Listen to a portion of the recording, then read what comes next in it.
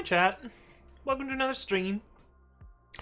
How are all of you doing? Let's see, today is Saturday. It is the 5th of September, which means there is 1 week until the 12-hour stream. I guess we should do announcements first. There will be a 12-hour stream on September 12th of 2020, and it'll start at 10 Pacific. And yeah, we're gonna be doing a bunch of different stuff there. I don't know, probably gonna get my hair dyed. We're probably gonna do a makeover. Maybe we'll shave my head. I don't fucking know what we're gonna do. We're gonna be writing some code for sure and doing some other stuff. It should be pretty fun. Also in the announcements category, on the 24th of September, we're gonna be doing a special stream that will be sponsored by Microsoft, and we're gonna be porting parts of pre-commit.ci to run in Azure, which will give us some exposure to a different cloud provider. I have not worked with Azure myself, so it should be fun. Should be a learning experience for all of us, hopefully. But yeah, welcome to the stream. We've got Ilhanham, thank you for the follow. Welcome. Who all is here? Oh my goodness. Let's see. We had Baldathis and Artheno both say hi before I went live, so we're gonna not count those. But it looks like Artheno is truly first today. And Solus is here. Solus, you ruined it, buddy. You ruined it. Before stream, you were at precisely 1,337 messages, and it's been ruined. It's been completely ruined. GG, I guess. We've also got Shaz Robot. We've got I Satisfied, who says last. I mean, I hope you're not the last person. I hope other people show up. We've also got AKS. Hello. We've also got Knackle Eric, who's early. How's it going, Knackle Eric? Juicebox Zero says, Anthony, I just made a playdate with True and Jordan tomorrow at 5 p.m. Oh, Juice. Well, what if I'm busy at No, it's fine. Who the fuck's busy during a pandemic and a quarantine? Not me.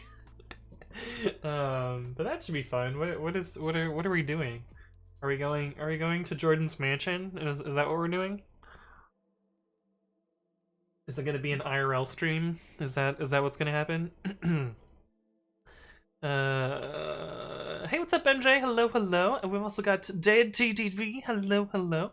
Knuckler says, if you're an engineer and you live in California, do you just automatically live within 15 minutes of each other? If you're in the Bay Area, kind of, although you'd be surprised how long it takes to get from one place to another. Like, I don't know, driving from here to San Francisco is like an hour, an hour of driving. It's only like 20 minutes on the train, but like, traffic is very different than, you know, monorail train, I guess. Hey, what's up, KNGL? Hello. Juice says, Jordan has AC, and that's all that matters, and puppy. Are you going to steal Jordan's puppy, Juice? FQAD script says, my parents say that I have no friends. Well, that's just simply not true. My right hand is my best friend, and my left is my second best friend. Oh, no. Oh, no. Well, then. Yeah, that bonk was deserved. Alright, so I didn't really do much since last time, although I did do some patch review on the patch that we were playing with yesterday that we didn't get merged. So we're gonna do a little bit of open source stuff before we get started. Let's see, did I actually do anything pull requesty? No. Okay, cool. But I did make one change to my little chat script, because Twitch changed how what is it called? They changed how the reply feature works again. So now, actually, it looks like the reply feature is just off. So that's cool. But yeah, there used to be this like really annoying reply button here. I guess is reply just like disabled again? Have they decided it's a terrible idea again? Because it is. Wouldn't surprise me. But anyway, I removed the stop propagation because it was bugging other stuff out. Dead TTV says it shows up for me? It's probably an experiment or whatever. But anyway, I turned off stop propagation, which fixes a lot of other stuff in chat for me. So I'm back to this. Presumably when I get bucketed into the other bucket again, then I'll have to flip this back on, but We'll see what happens there. But anyway, that's one thing that I did offline. I also rewrote this guy's patch, and we're gonna be merging and releasing Identify today. This is the patch that we looked at last time. And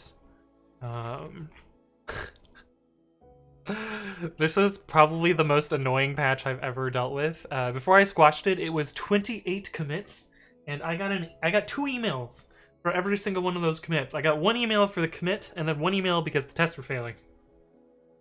And also I got many other emails because this guy just like left comments on here that just say, "This is bullshit."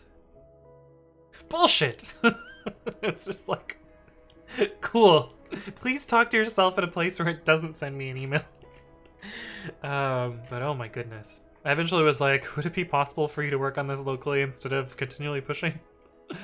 But anyway, we ended up squashing all of his commits together, and then I changed how he approached this to make it a little bit better. Like I moved most of his... Oh no, are we having frames problems again? Shoot. Not the frames again. Well, we can turn on the air conditioner. Maybe that will make things better. God damn it, internet. That was a big chunk of frames too. Sorry about that. Anyway. Hey, what's up, Dazzy? Thank you for the follow. Welcome to the stream. But yeah, rewrote the code a little bit. Mostly just moved stuff around and fixed a few small things. Like, this was checking some subsequence, and I changed it so it returned the full return value here. I also modified their tests, and they had just, like, left in some commented out code here, so... Oh, man. Hiccups already. So I uncommented their code, and did that. But yeah. Anyway, Belletha says, you were so close to messing up the outro on today's video. It's true. It's true. I almost botched the outro again. Oh yeah, there's another new thing that I merged offline that we'll talk about as well. Hey, what's up, Milky Dev? You changed your color, Milky. Oh wait, you just don't have a color assigned. Never mind. You don't have a color, Milky. Why do you not have a color? Weird. Yuvara J. Cena says, hi, what are you doing? So usually you can figure out what I'm doing by doing bang project, but I forgot.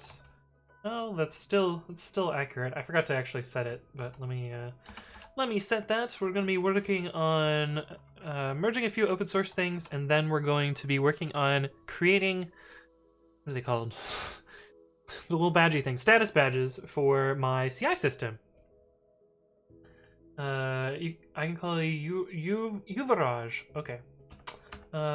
Doing a few open source things and then working on status badges for pre-commit.ci. That should be pretty cool. And we'll get some more stuff working on that today. Emails from comments. Yeah, that was really annoying. Milky Dev says, I think if you unbutton it, you get more frames. I mean, it's probably true, because it's warm now, and I'm a little bit miserable. Also, this shirt, for whatever reason, is like 3 times as thick as any of my other shirts, so it's like, you know, even though it's still, you know, short sleeves, it's very, very warm.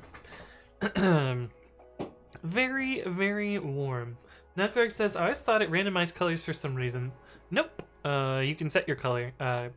The bot will actually give you a deterministic color based on your name if you've not set a color. So you can see, like, Yuvaraj and Milky have been given a, you know, Yuvaraj has been given this gray, Milky's been given this pink. But yeah, they get you know, other colors if you assign them. Like Knackle Eric has been assigned green, and Juicebox Hero is this turquoisey color. But and if you have Prime or whatever the other one is, Turbo, you can set it to any color. Otherwise, you could just set it to set of preset colors. But yes, Twitch chat. Melgadev says short sleeve, thick bottom shirt gang. Drunk Time Lord says, I'm late, but better than never, just like Python. It's true, it's true. It's true. You also got this gray color for some reason. But, I don't know. Consistent hashing something or another. But anyway, the other thing that got merged, which a lot of work went into this, which was really great. I'm really happy with this change. Twitch chatbot. We merged this change from MJ in the chat to the chatbot, which makes it so we can search the YouTube playlists with the commands now. I got rid of this command because I figured out a way to do this without needing a separate command. But yeah, you can now search, like, you know, you could do bang explains regex or regular expressions, and it should it should God damn it. Does it not work? Oh, this was actually my internet going down. That's not good. That's not good. Are we back? Hello? No?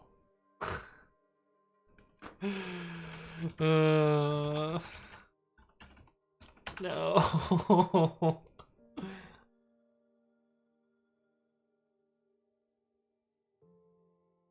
Welp, GG stream, I guess. Are we still dropping frames? We're still dropping frames. Oh, this is so bad. Oh, man. Are we back now? Are we back now? It's back? Okay. Man. I hope this doesn't persist because I really like streaming and this is unfortunate. But Yuvaraj, thank you for the follow. Welcome to the stream. Oh man, I hate when I drop frames because there's literally nothing I can do about it, and I just feel like very, very sad. But you know, that's the way things go sometimes. But anyway, we can actually see that it is definitely my internet connection now because we failed to connect to Google here when running that command. But hey, what's up, Yoav? Hello, hello. I think my internet is just... Wow. DNS is broken. That's not good. Can I not load google.com? That seems... Oops. That seems to work. Let me just restart the bot and see if that fixes it. We need new internet? Yeah, I'm gonna have to bug my ISP again. Okay, anyway. This is how it's supposed to work. It searches the YouTube playlist and finds the video. Wait, Juice, why did you change your color? Why did you change your color, Juice Fox Hero? Why did you do this? Drunk Time Lord says, I was trying to do a collab today and my internet just died. It was ripperonies. Well, it looks like my internet is just dying, which is not good. But anyway, seems back now. Hey, what's up, Suiku and Red Scratcher? Hello, hello. Oh, I'm so bummed about my internet. Dun, dun, dun. They broke the internet. It's the color you say I am. It's true. This is the color that's wait, how did I say it? This is the color that juice smells like and what I think of in my head. Netflix says when the unbuttoned meme becomes a thing because you bought more button shirts. I actually do need to buy more shirts. I also need to do laundry. This is actually my last buttoned shirt. We're dropping more frames.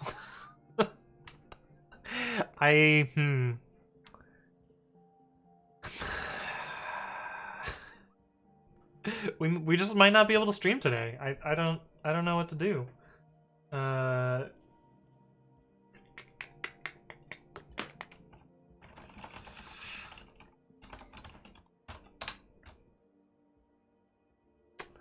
Which would suck. Turn the AC back on. I did turn it. I actually just turned it back on. Well.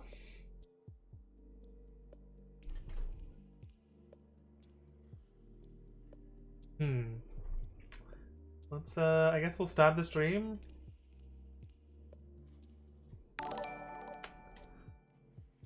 We'll give it one more shot.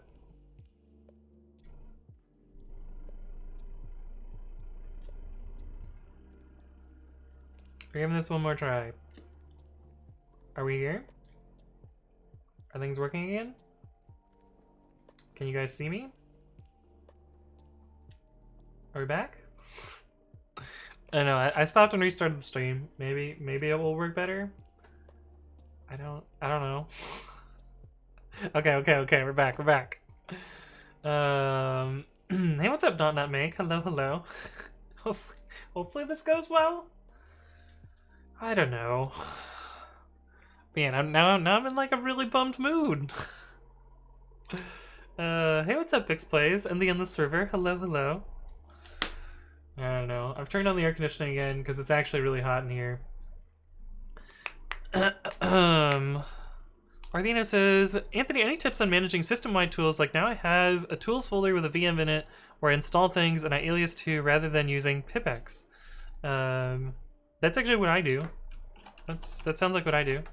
But what I do... Internet frames? Okay. We're doing a little bit better. Oh, where is that directory? I'm flustered now. This is a mess. Okay, but I have a virtual env in my home directory at ~out. I actually have a video about this. Didn't I video about this? Oh, I don't know what the title is, so I can't use the search command for it. Oh, this one. Yeah. Video. Wait. Explains global pip. Oh yeah, it works. Okay, cool. But yeah, what I do is I have a bin directory in my home directory, and I symlink a bunch of stuff into the virtual environment. So that's where I keep my global tools. I did turn the air conditioner back on easy light, so maybe that'll fix things. Have fun stitching these videos together. Oh no, I didn't stop the recording. I just stopped the stream. So my recording is just gonna be me being like, oh well, this is sad. But OX on OX says, what does that blue button do? It's a fidget toy. It yeah, it spins.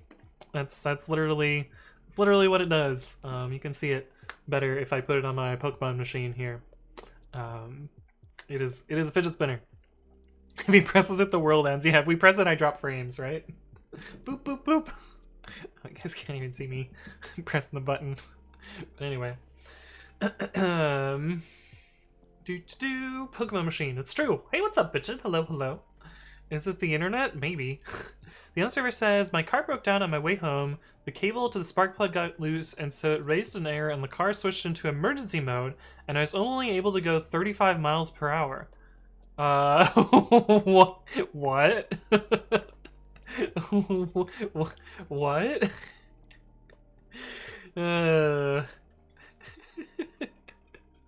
Okay, well, we haven't dropped any frames since I turned the air conditioner back on. Since I restarted stream. Maybe I got assigned to a bad Twitch server, and so, you know, this is fixed now. But anyway, the first thing that I want to do on stream is merge this PR and make a release here. It has been blessed by the Nix maintainers, so I guess we're good here. AC improves the internet. Yeah, you heard it here first. Air conditioning, that's how the internet works. But now I'm all sweaty because the air conditioner was off for too long. It's actually kind of warm here. Watch it be like, 21. It's actually not that warm yet. But feels really warm. The RJ45 was just too steamy. Yeah, probably. Okay, but we're going to make a release of this library, and this is actually one of the few times where we're making a minor release. Get to reset that big ol' 30 back to 0. Okay, commit-m v1.5.0 git tag that tilde.vm python setup.py sdis bdist wheel. Swine upload IPI dist/star. And we'll grab, I remembered to auth my password manager before the stream, so that's good. Paste, copy some other random text. Bitches says, can we watch you watch Vape Juice Jordan stream? Is Jordan here? Is Jordan streaming? Is Jordan streaming? He is streaming. He's got more people than me too. Damn it, Jordan. It's alright, it's alright. Young Frank says, what is the purpose of the split keyboard? Fortunately, I now have a YouTube video where I explain all the things about it, and you can watch the video and I answer most of the questions there. Hershey Nothing Special says just 23 here, it's like 35. Yeah, it's kind of hot here. Look at that! Look at the big boy launch new features. Well, kind of. Yeah, I mean, I didn't write the feature, so hopefully it doesn't break the world. We'll see. The JS weirdo? Yeah. Juice says, I will be lurking doing Python homework. Ooh. Why don't you stream your Python homework, Juice? I feel like people would watch that. But anyway, identify, done. Oops, I didn't need to close that. Now you get to see my manual window management.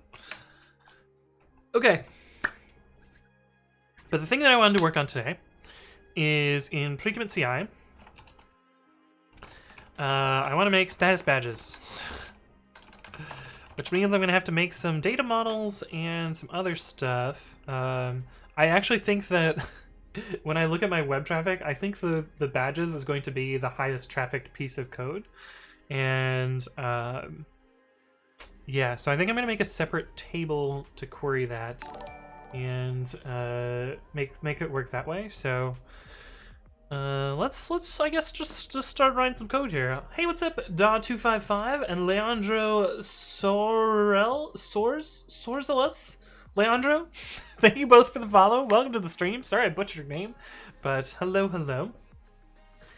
Neko says, I've been watching keyboard videos again. Oh no. Yeah, you're gonna get the recommended bug when you watch one keyboard video and it just sends you down that fucking rabbit hole. YouTube does that with me and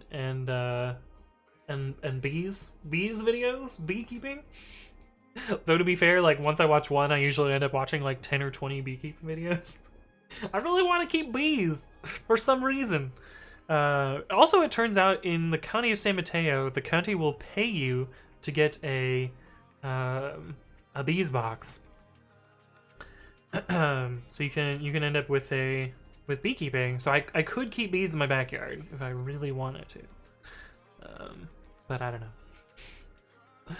But that says, oh, Tony-chan, I decided to create a dumb project, a YAML clone, just to learn how to package things, PyPA, and get thingies. Any tips? Ooh. There is packaging. Is it packaging.python.org? Yeah, this is what I would recommend, the packaging user guide. It goes through most of the stuff that'll get you up and running. I also have a couple of packaging videos on YouTube, so you can see some of the ways that I package stuff. I talk about versioning and other sort of stuff like that, but also like declarative metadata and semantic versioning and stuff like that. But yeah, this packaging.python.org is what I would recommend. I will put that in there. Trick Tumbler says at least your internet will work well. I mean, mine has been good since I restarted the stream. Although I did drop 50 frames just now, so maybe it's not going well. Just says it's somehow too loud for RTX. Huh. See, I had like a fan that was really, really loud, just like blaring at my microphone, and RTX Voice was able to get that out. So the thing about RTX Voice is you have to tuck into it for a while to get it to adjust. So like if you turn it on, it will not filter the voice until it won't filter just voice until you keep talking for a while, and then it'll improve. At least that's what I've seen. So what I usually do when I'm going to switch to RTX voice is this is going to break everything. Yeah, I can do this. What I usually do when I'm about to switch is I will keep talking on this, or I'll enable RTX voice in the background. So I'll, open up RTX voice, and I will click this little button here, and they're doing computation on the UI thread clearly. So I'll click this little button, and then I'll talk for a little while so that it kind of trains to my voice and like kind of adjusts to that. And then what I'll do is I'll go over to OBS and I will toggle the two, so then you end up with just the RTX voice. And so that's how I turn it on, and that seems to work pretty well for what I do. But yeah, sometimes you'll end up with some artifacts there. I'm actually going to keep it on because I turned on my air conditioner and it's making some noise right now for some reason. But yeah. Volverstad says, could you remind me how to pull from my GitHub with the link that's on there? I've just pushed stuff there. I just need to know how to pull it back to my main PC. So there's kind of two ways. You either clone, or if you already have a clone, you can do git pull. So, I don't know. This is a repository that I've already cloned before. It's actually up to date though. And you can just type git pull, and that will usually work. I usually use git pull -- prune. This will delete any branches that are locally tracked. Sorry. When you clone a repository, Git keeps track of all of the remote branches in kind of like a hidden folder. And if those remote branches get deleted, this will clean up any of those hidden local branch things. It's just muscle memory at this point for me. I always type this command. Solus says, checked out Jordan's stream for like 5 seconds. It's interesting. Yeah, he's a character. Data version says, somebody asked to use a split keyboard like the other guy in Jordan's stream. It's funny, he does not use a split keyboard. He uses the shittiest keyboard known to man, which is the Apple keyboard. Not to be like keyboard or elitist or anything, but I think we can all agree that the Apple keyboards are trash. But anyway, hey, what's up, Kevin Stober, who says, not first. Indeed, you are not first. You've gotten here after I've hopefully fixed the frames problem.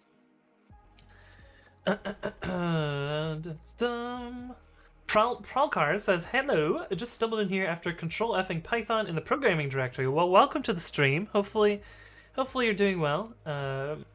Trailing Time Lord says, you can also make terrible puns like my beekeeping hobbies are none of your beeswax. Big Place says, do I dare take and link pics of my modding? Feel free to share modding. I mean, that's fine. Hey, what's up, Parth? Hello. James Point says, could you expand on using Puppet? What do you mean? I do have some videos that talk about my config management. Oh, we can use the new command. Explains configuration management. Did that work? Did we get that? Yeah, there we go. But yeah, I have a video about my configuration management. What do you mean by expand on Puppet? I don't really use it for much complicated stuff. Beekeeping, babby, yeah. Hey, what's up, the Dumb Engineer? Hello. And Fluffy Bunny! I've got Fluffy Bunny! How's it going, Fluffy Bunny? Welcome to the stream. G-Sucks here says, my AC is about 60 decibels from my desk. Kind of bad. Negative 60 or positive 60, you'd be dead. So I assume negative 60. But negative 60 doesn't even show up on my decibel meter. So are you sure that number is correct? Hey, what's up, Mr. Jake? Hello. And Z300Z, how's it going? Shy Ryan says, git pull -- rebase is nice too. Yes. Although I usually like to interactive rebase instead myself. I know git pull rebase works well, but sometimes I'd rather, do the rebase myself. Hey, what's up, OXONOX? Hello. Welcome to the stream. I actually like the Apple keyboard. What's wrong with you? What's wrong with you? uh, Pralkers is looking for project ideas. Well, some people in chat might have project ideas. I usually suggest like a chatbot, but then again, that's what I usually do when I want to learn something, which is why this bot exists over here. This is my this is my chatbot. Hey, what's up, McHaggle? Hello, hello. Welcome to the stream. Hopefully you're doing well. Bill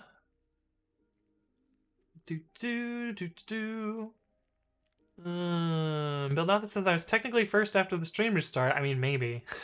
Victor Jake says I enjoyed the one with the new 16-inch MacBook Pro, but like the previous years were absolute trash. Yeah, I mean the laptop ones. I'm talking more about like the standalone keyboards. Like, there's no reason that you would want to buy standalone Apple keyboard except that it's white. Hey, what's up, Pixel? Hello, hello. How's it going? And Philohi, hello, hello, welcome back. Or is it Philogy? I always forget how you want me to say your name. The Dumb Engineer says, from watch laptop, all I have is Apple. To be honest, at this point, I just bought it for the look and the sleek style. Exactly, people buy it for the brand. And that's okay that you can be a brand slut. That's completely fine. I will let you pick your brands and do it that way, but I'm not gonna buy Apple products. Prolkers says, I was about to ask if I should use Django or Flask for my first web-based project. I usually suggest Flask, personally. Juice says, what are you talking about? Decibels isn't measured in negative. Yeah, it's a log scale. Negative decibels. Decibels are a unit of logarithmic scale. 0 decibels are not 0 sound.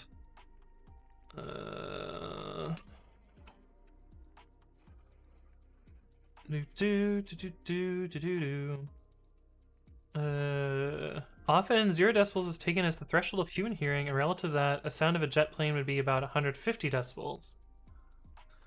Huh. So I guess maybe we're both right. Maybe you're more right.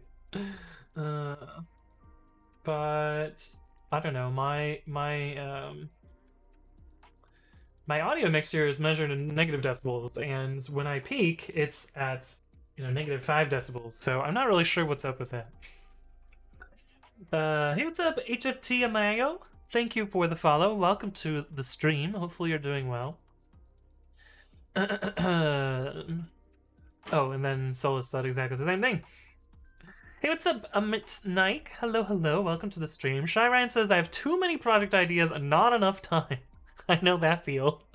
I know that feel.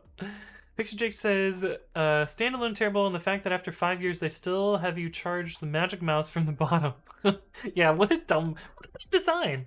They're like, oh, but it charges quickly in like 15 to 20 minutes. But like, really?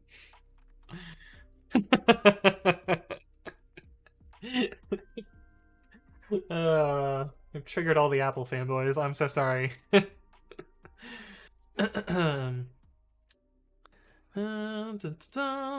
think damage starts at 70 to 80.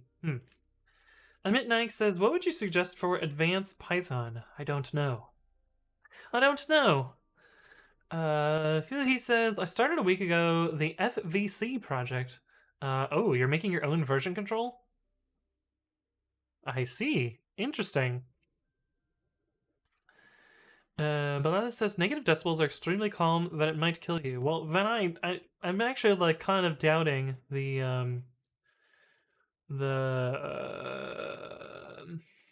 audio mixer in OBS, because it lists everything in negative decibels for some reason.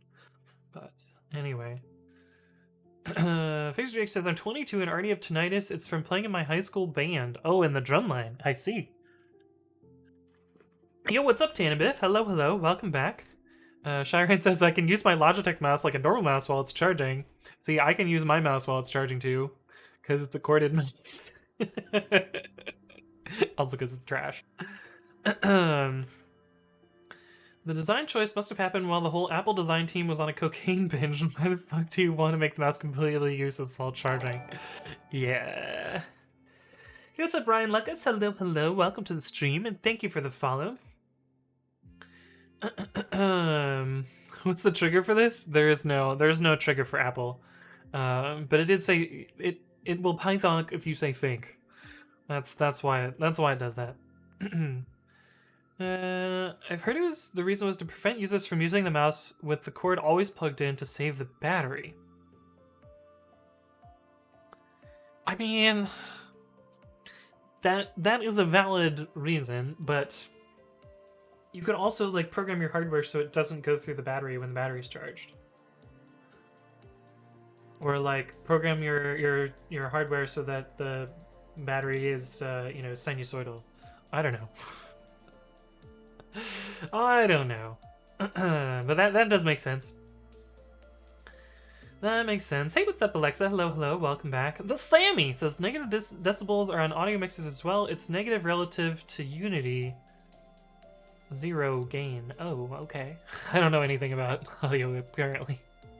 I actually used to be I used to do studio audio, but this was in middle school. This is a long ass time ago, and I probably had no idea what I was doing. But you know, it worked well enough.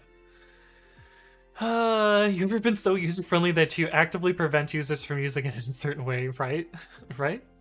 Mirror says, I don't think having something always plugged in harms the battery. What harms the battery is charging it from low to high percentage, which counts as a battery cycle. Yeah, I guess. Hey, what's up, Yaila? Sorry, I butchered your name, but welcome to the stream. But yes, okay, let's see. What are we doing today? I want to make a status badge that shows whether a commit passed or failed. And we're gonna need to make an endpoint for that. Pre-commit web app. And how do we watch this thing to look? It can be here. App.route slash badge slash service slash what? User slash repo .svg methods equals get def badge service stir user stir repo stir to stir. We'll figure out how this works. We're gonna need, I want to make a separate table for this because I think I'm gonna need to scale this separately from everything else. I could, in theory, do this with a scan on an existing table, but I think that's gonna be expensive. But let's see. What was the web database called? Web store. Let's see, status equals web store dot repo status. Oh, we want branch in here too. Branch. Branch stir repo status service user slash repo. Actually, we can just pass all these in. User repo branch. So we're gonna have a separate table for that, I think.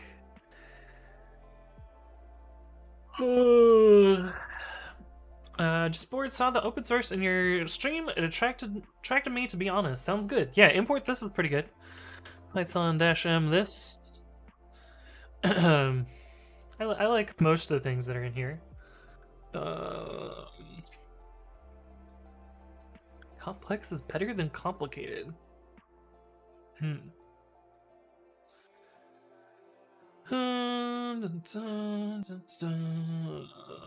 really like this one. I also like this one too.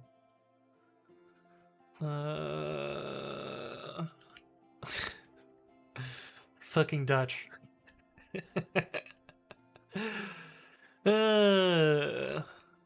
Anyway. Well, I like a lot of those things. Hey, what's up, RKJ? Hello, hello. Umachila says, sorry I'm going to be that guy, but doesn't using X is none instead of if not, whatever bother you? It depends on the situation. It depends on the situation. Here I'd rather be explicit, I think. This is also to convince MyPy about the typing here. Also, MyPy, I think MyPy actually knows if you use if not thing to do a nut check. But I don't know. I like this approach.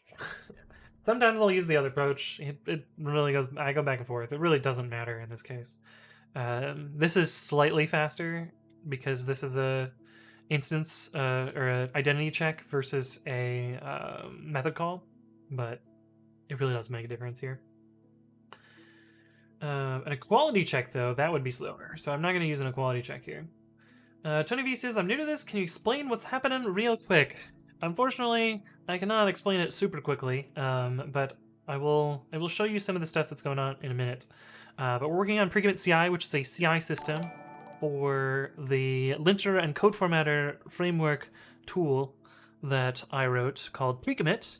And we're polishing up some of the bits that are necessary to release an alpha. Hey, what's up, Umit Thank you for the follow. Welcome to the stream. And the Hans Kloppik. Hello. Welcome. Thank you for following as well. Okay, but I want to make a table for this. Let's see. Pre-commit, CI, data, web, local. Okay, so we're gonna create another table here. tv.execute create table status, which is going to have what?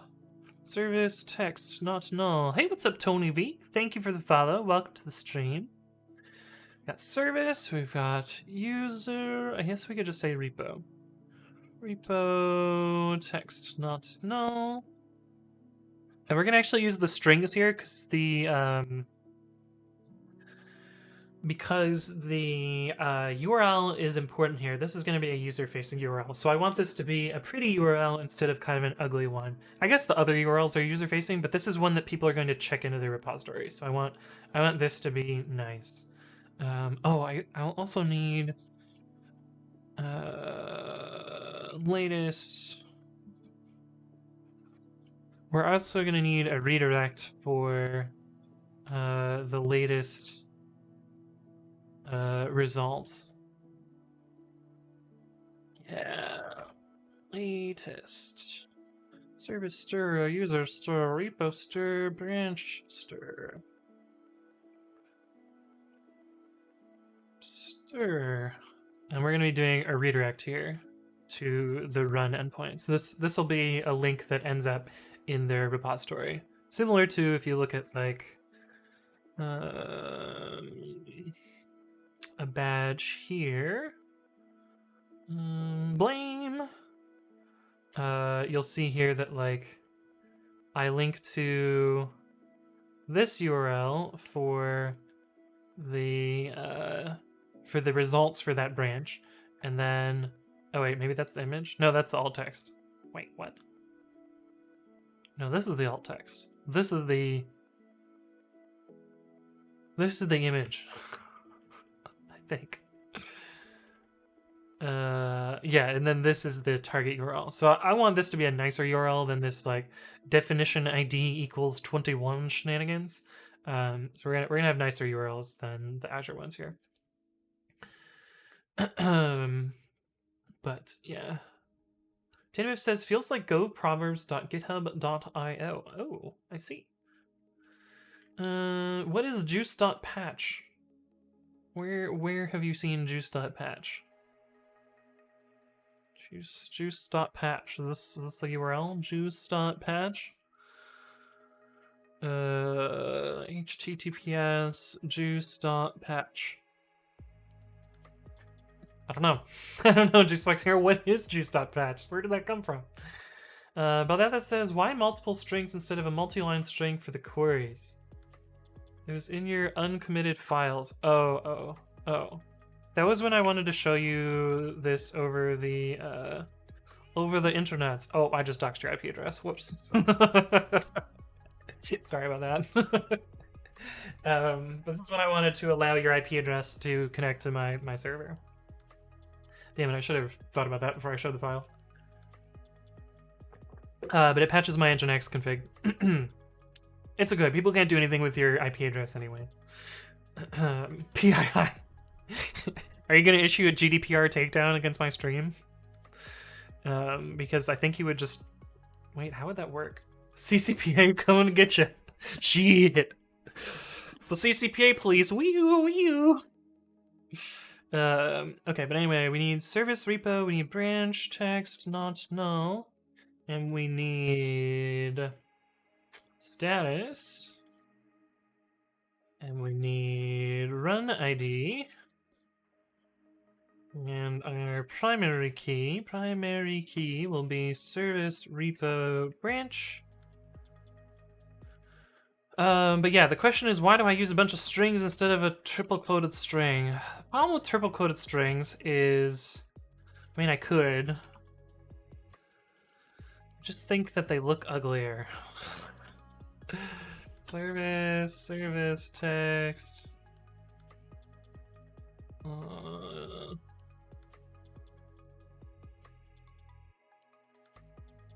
Oh, I fucked this so badly.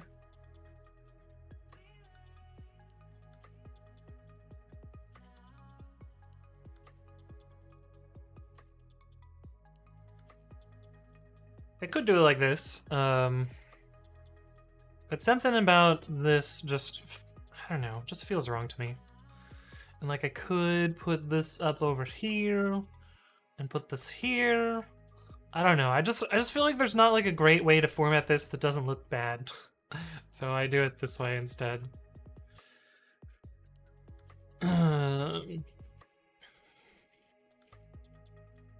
But, well, no, personal preference.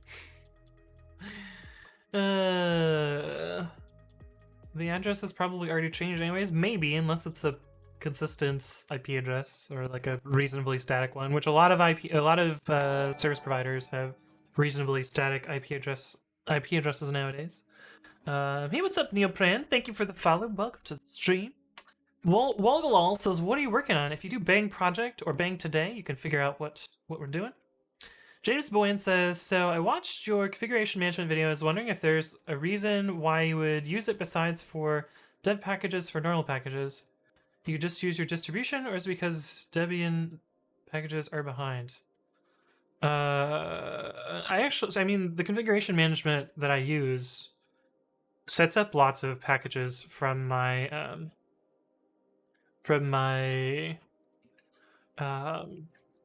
from the distribution. So like a lot of the packages in here are directly from, you know, these are installed directly from Debian. Oh, I could probably, this is before I knew about this. Scripts, git build package. It's before I knew about that syntax. Why do I have like an extra? Whatever, we're not going to modify this. But yeah, most of the stuff that I install is from here. For several of the things, I don't like the way Debian package things. I actually talk about this in my global pip video. Explains global pip. I talk about like why like Debian has completely screwed up the virtualenv package for dumb reasons. As for like Python packages, some of the stuff isn't packaged globally. And, you know, I'd rather use the pip installed version so that I can actually make bug reports instead of people being like, oh, this is probably Debian's fuckery and closing it. And, you know, latest versions is good too. The other server says, when I switch off my router, I never get the same IP again. Yeah, a lot of ISPs do have static IPs. I'm kind of surprised that rebooting your router gives you different IPs. Kind of weird. Jam says, does anyone know of a library similar to Flask for C++? I don't. I have not worked in a C++ web framework in a while. I did not drop frames, Daniel. So this is on your end this time. This is not me. Um, but anyway, in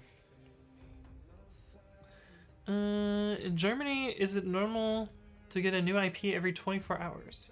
I don't know. Nice says, what kind of SQL is this? My SQL? This is SQLite. This is just my local implementation so that I can play around with various APIs, and then I'm using Dynamo in production. So, well, production. There is no production yet. But there will be eventually.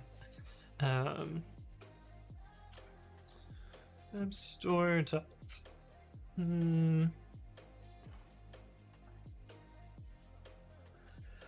Web store dot run ID. Let's see. Latest run for stat. Latest run what? For a branch? Sure. Service user repo branch. Run ID equals this. And then, oh, we actually need all the other crap for this, don't we? Let's need the repo ID.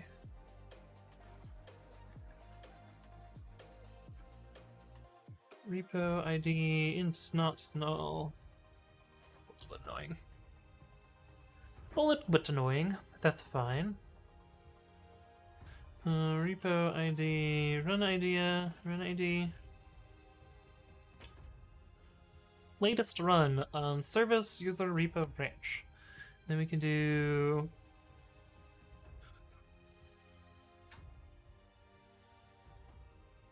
We need a temporary redirect, because we do not want a permanent redirect. This is one of the cases where I know I want a temporary redirect.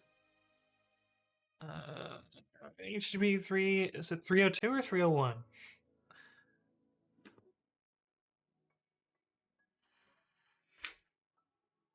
I think 301 is permanent, 302 is temporary.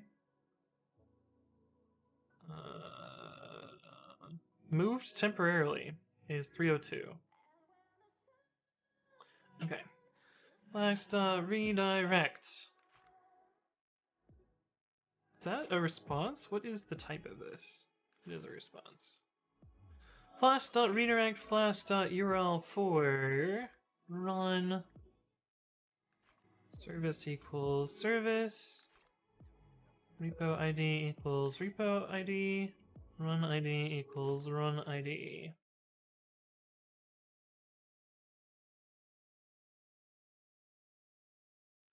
Okay, so this one looks good. Hey, what's up, Matthew Eskelin? Thank you for the follow. Welcome to the stream. Yassine says, do you think sockets are easy to learn? Are sockets like regex the same across all languages? Regexes are pretty different across languages. I think sockets are pretty straightforward-ish. They're essentially files. You just like read from them and they give you bytes and stuff.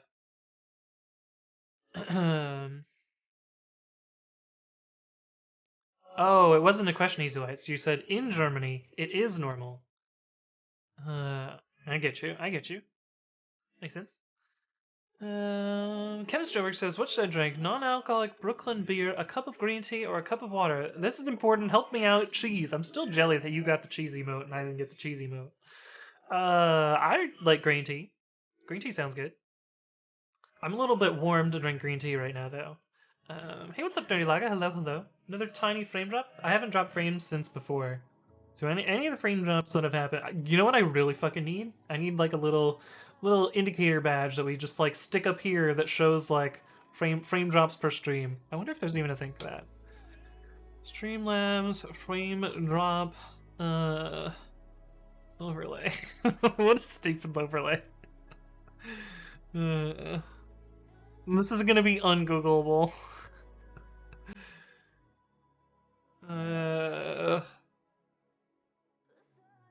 There's literally no way I'm gonna be able to find this. Like an overlay that displays frame drops. There's absolutely no way.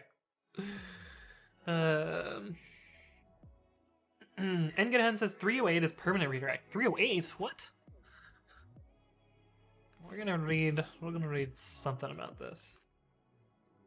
301 is permanent redirect. I guess there's another permanent redirect?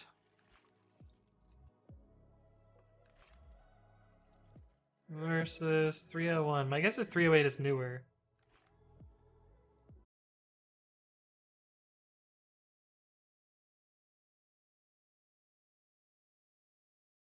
The difference is that a client sees a 308 must do the exact same request on the target location. Oh, so you can use 308s for posts. I see. I see. That's cool. Because it used to be that if you needed to redirect on a post, you would issue a, well, if they posted to the wrong URL, you would issue a 400. But yeah, this is, wait, 208. Yeah, this is relatively new. I'm surprised how new this is, actually. Wait, those dates seem fake. Oh, they made posts on those dates. Okay, I was like, that seems fake. That seems like it's been around a lot longer than that.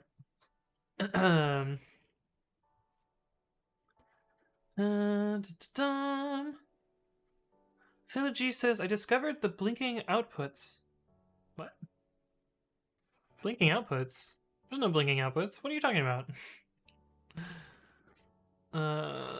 Tony B says, how much do you earn? Negative money right now. Negative money. I don't earn shit. I was laid off for my job in April, so now I'm just streaming for a while I build this thing.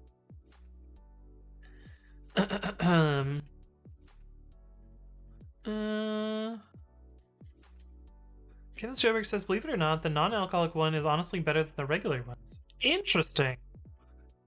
Interesting. How Should Nothing Special says, what is sockets? I know about WebSockets. Are they different? So a socket is just a interface to the network. It's kind of how I would put it. It's on Linux, it's a special file that you write and read from that does network things, network packets. But yeah, something like that. But WebSockets is a very specific technology that is not exactly related to sockets, but it's kind of a name that is kind of close to sockets, but also kind of not. Sharon says there's a second set of temporary and permanent redirects that I never understood the difference. Okay, I think I understand the difference, given that article. Hunt says also HTTP to HTTPS redirect. Oh, like rung protocol. Makes sense. Part says, my little laptop isn't going to be able to handle running an emulator and OBS at the same time. Do you have any suggestions on cheap upgrades / workarounds? An emulator or a virtual machine? Because virtual machines are, they don't really have that much overhead if your processor supports context switching, which any processor since like 2004 does. Engadan says, I was pulling out my hair trying to figure out why my AWS load balancer was issuing 308 instead of 301. Oh no. Dade TTV says, did you get fired because of the virus? I wasn't fired, I was laid off. Along with 19% of employees at Lyft. Field G is talking about the blink escape sequence on the terminal, which is not super portable. It works in some... Why am I not able to select this text? It's really annoying.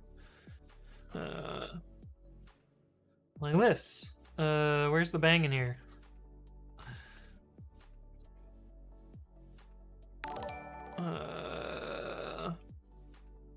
We need hard quotes. But yeah, that is indeed how you do a blink. Hey, what's up, Spencer1248? Thank you for the follow. Welcome to the stream. Now, note this doesn't work in all terminals, so this is dependent on the terminal emulator to support this. But yeah. Where did you used to work? I used to work at Lyft, and before that I worked at Yelp, and before that I worked at a company called Infor Global Solutions. That is my employment history. I also at some point worked for the University of Michigan. So I've been employed for the last, let's see, since 2009? Last 11 years in industry. Long ass time. My Pape said it's just full Dupax protocol over TCP. Oh, I see. That makes sense. Chemist Joker says Aether's code is living life. Don't get fooled by the layoff. Wait, what is the video you linked? Is this another Rickroll? You tried to Rickroll me many times yesterday. I don't recognize this this URL here. Whoa, this is like super wide stream. Oh, it's from Wolf of Wall Street, I see. Hey, what's up, Dark Coder N? Hello, welcome to the stream. Is there anyone who's interested in GPU programming and deep learning? I don't know anything about GPU stuff, so I have no idea. But yeah. Sukilanim, how's it going? Haven't seen you in a while. Welcome back. Good to see you. Dade TTV says, sorry, I just googled laid off in my language and got translated the same as fired. Oh, I see. Yeah, don't worry about it. There is a very important distinction in the US, at least, and for employment or unemployment if you want to apply for that. Where did you go to school? I went to the University of Michigan. Blinky no work and I term 2. Yeah, that happens. Hey, what's up, Journey and AI? Hello. But yeah, what was I doing here? Okay, we created our table. We need to make these 2 new APIs. We need repo status and latest run. Def repo status, which takes service stir, user stir, repo stir, branch stir, and returns a stir. Does it return a stir, or does it return an optional stir? We can actually just make it return the unknown value directly, I guess. Should it return a stir, or should it return an enum? I think it'll return a stir. Hey, what's up, Penguin Dustin? Thank you for the follow. Welcome to the stream. Fuji said, I'm working on non-color outputs with -X because I love color so much, but I know some emulators don't support it. I see. Cool. Rasmus says hello. How's it going, Rasmus? Hello. Maldatha says stir! Indeed, stir! Noob404 says, you're really stirring me up with these types, Cap. Yeah. Sharon says, what? Python has type specs? Indeed. Let's see if let's see if I can guess the keywords to trigger the video. Let's see, it'll be MyPy? Oh, we got 2 videos. I mean, the second video is the one that I wanted there. But yeah, if you want to learn more about typing in MyPy, I made a video about it. You can check that out. Penguin Dustin says, streamers who code exist. Why did I not know about this? So honestly, the science and technology, especially the programming part of streaming, has really been taking off in the last year or so. I've been doing it for a little over 2 years. My 2 years was August 26th, so just a couple weeks ago. And it was a really babby category when I first started streaming. But especially with quarantine, it's really picked up, and you know, there's 80 people watching right now, which is fucking crazy. Why are you guys all watching me? But yeah, it's really cool, and you get to, you know, talk with chat, and you know, figure out how to build stuff, and I don't know, I really like it. I think it's a really cool experience. I also like watching other streamers as well. Hey, what's up, Mr. Martin? Thank you for the follow. Welcome to the stream. Any recommendations for someone wanting to learn Python? Let's see if we can guess the other video title. Getting started. Is that it? Getting started. Yes. I'm getting good at guessing these titles. Oh man, I'm really happy that MJ made this feature. It's really cool. But yeah, check out that video. That's kind of my advice on getting started with Python. eWizzle says, do you know Angular by chance? Do I want to admit that I know AngularJS? I don't think I want to admit that I know AngularJS, but I have written a little bit of AngularJS. It's kind of gross. Not a fan of Angular. but I wrote some Angular back in 2015. I think this was before Angular and AngularJS split, so I probably know the old stuff and not the new stuff, and they're not that different, but they did try to rebrand to kind of dump the old name because it was a mess, which is fair.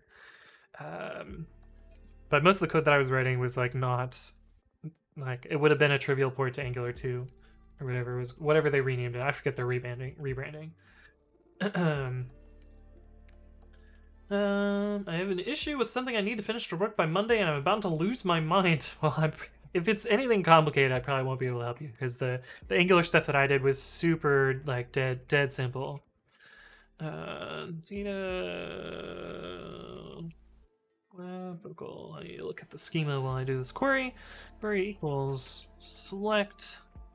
Oh, this is supposed to be. Oh yeah, this is select stir. Select status from. Select status from status. Okay. Where service equals this, and repo equals this, and branch equals this. You don't fit on one line. Select status from status. Where this? What's DB? Here's DB. Result equals DB dot execute query dot fetch 1. If result is none, return unknown. Otherwise, return result 0. So that's one of the APIs we need. We also need whatever the redirect one is.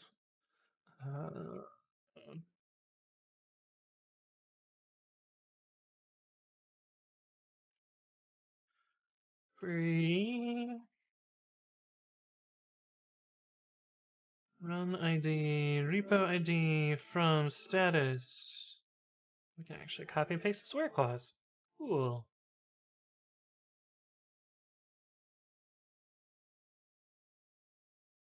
Wait a sec.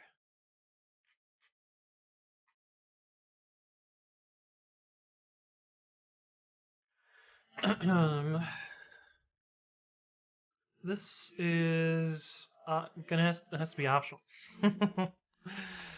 Annoying.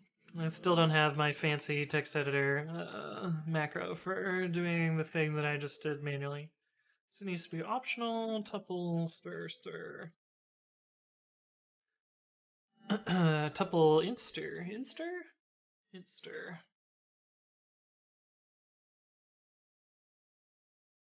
Repo ID. This is a place where a name tuple would benefit a lot, but I think I have the right one here. RKJ says, I also quit drinking at the start of the year. Nice, that's awesome. Shaz is almost 4 years. Damn, congrats, guys. I do not have that much self-control. Sunny Sensei says, what are you doing? A Flask app? Yes, if you do Bang Project, you can check that out. And welcome to the stream. Good to see you. Not AngularJS, Angular 9. Oh, I see. Okay, so the new stuff, not the old stuff. That makes sense. Hey, what's up, Matis Brave? Thank you for the follow. Welcome to the stream. Why are you bonking people, Marco? There's nothing horny there. Isn't Angular for dinosaurs potentially retromore? Hey, what's up, Sunny Sensei? Thank you for the follow. Welcome. Part says, I read about how the Angular project went downhill due to corporate stuff. Due to conflicts. I mean, it was originally a Google project. It was always pretty slow. So it was kind of a mess. Kevin Stroberg says, in all seriousness, I spend my evenings programming and doing my own stuff. This stream is wonderful company. Well, I always appreciate you being here as well, Kevin Stroberg.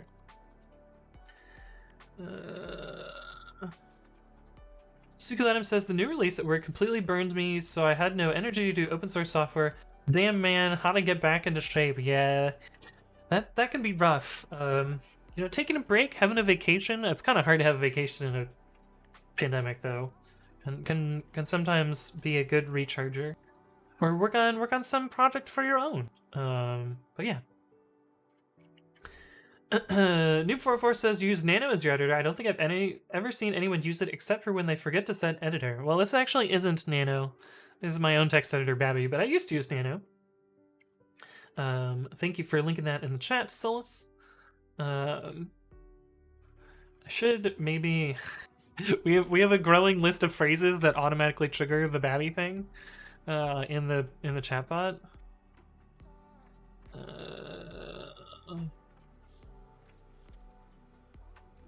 Oh, of course, I was actually searching for the regex Vim or Nano. Here we go. Is that are you using Nano? What should we add to get this one? You use Nano. It's probably too specific, but it's kind of funny that I've auto done that. Engenhunt says we use Haml with Angular for a Rails app at my day job. Haml is actually, I've heard good things about it. Penguin Dustin says I really like Vue for front end. It's easier to pick up. I've not played with Vue at all.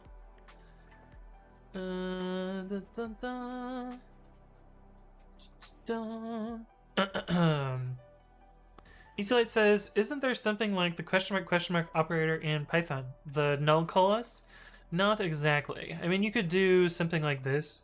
Return results 0 if results is not none, else results. Or else none? Else results? Else unknown? I find that this is a little bit easier to read in this particular case. Sometimes I'll opt for the ternary, but I think this makes it a little bit easier to read. You could also do return what results.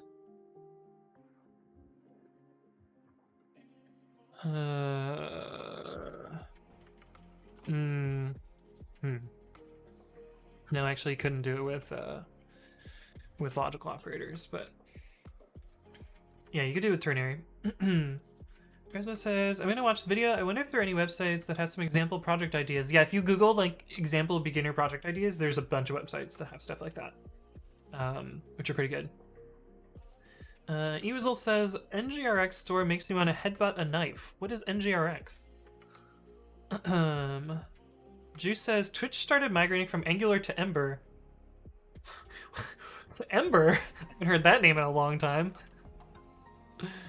And then pivoted 8 months into React. They called it Project Phoenix because it was born from the ashes of Ember. That's funny. Oh, Ember, haven't heard that one. I haven't heard that one in a really long time. James Boyne says, wondering if you've ever looked into tiling Windows Manager for programming. I think they're fantastic, but maybe not the rest. I wouldn't know. I have tried it. I tried one on stream. I tried i3 Gaps, I think it was. Way back when. I didn't like it. I used the mouse. I'm okay using the mouse.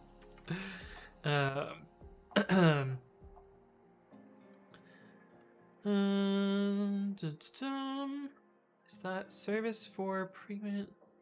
What are you talking about, Marco?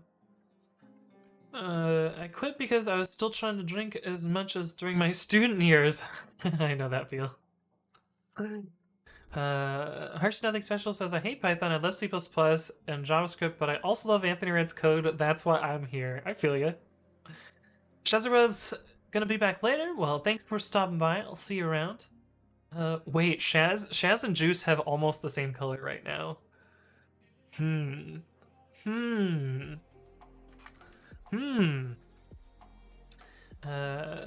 That's true. We are going on a vacation, Juice. You made your own text editor? Yes, indeed. Hey, what's up, Maker Images? Hello, hello. Polar Junction says, is that Nano? It doesn't work. Wait. Why didn't that work?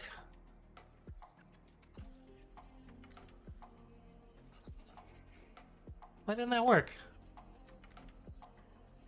This or that?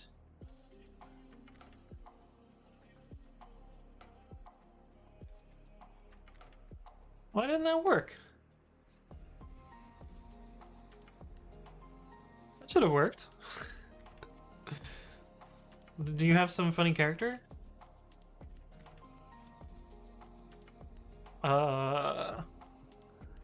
Or I have a bug?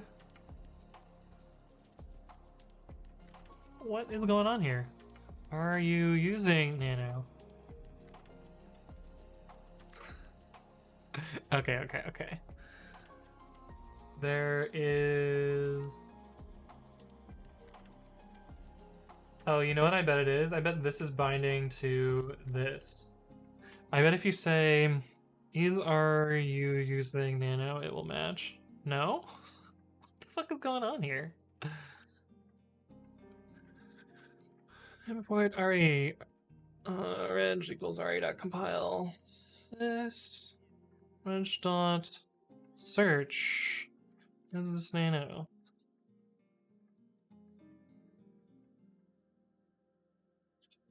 Is my bot just like busted right now? What is actually going on here? What?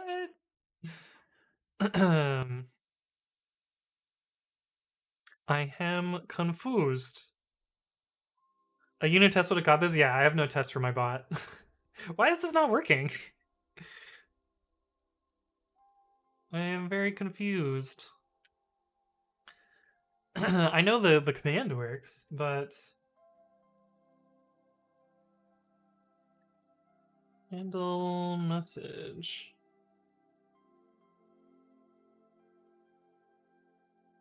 Oh, you know what? It needs this, I think. Because it's matched from the beginning of the string. Is this... Hey, is this nano? No, that's not it either.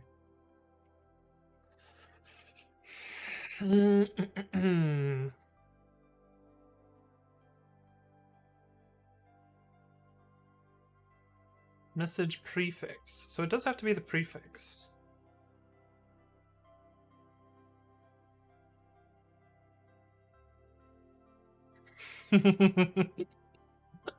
What? There's not many of them, so we can just debug this. This is not working. Let's see.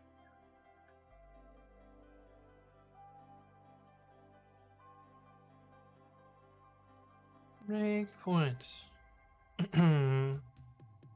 Alright, guys. You guys are gonna have to be quiet for a while. Oh, fuck this. Let's see. If message match and user equals message match user equals Anthony writes code, then we'll breakpoint. Otherwise, we'll let anyone else go. Is this nano? Okay. Handlers. Yeah, we got one right here. And what is our message?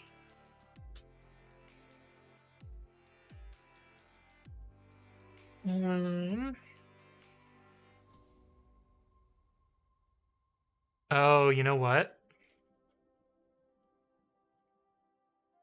It's an ordering thing.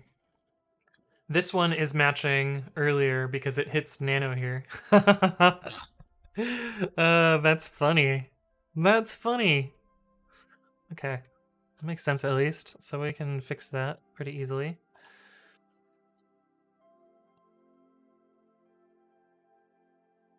Is this?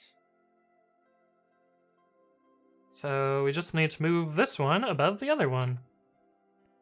And that will fix it. So now if we do is this nano? Yay, it works again. Okay, cool.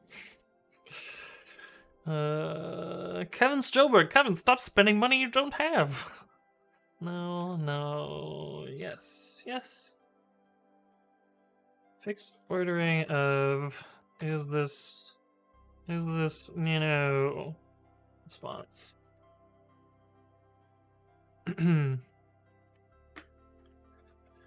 Cool.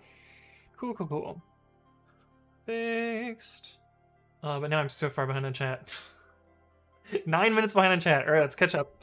But yes, I did make my own text editor. Nano. Angular sucks. I wish we would have just used MVC with regular JavaScript and jQuery. This project is a nightmare. I feel you. I feel you. Readability is why there isn't a question mark operator, but there is a walrus operator, Retromore. Readable what? Is that your notification sound? The only notification sound that I have is when people follow us. There was no notification sound.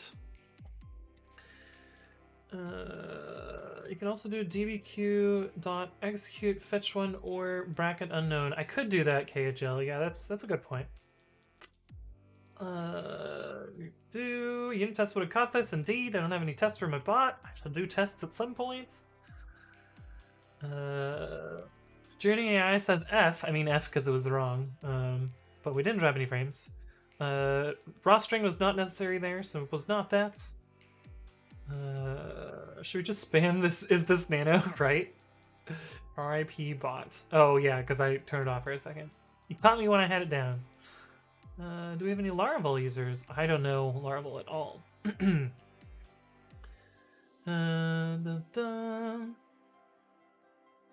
Noob44 says, how did I not know a breakpoint existed? I've been meaning to make a video on this. It's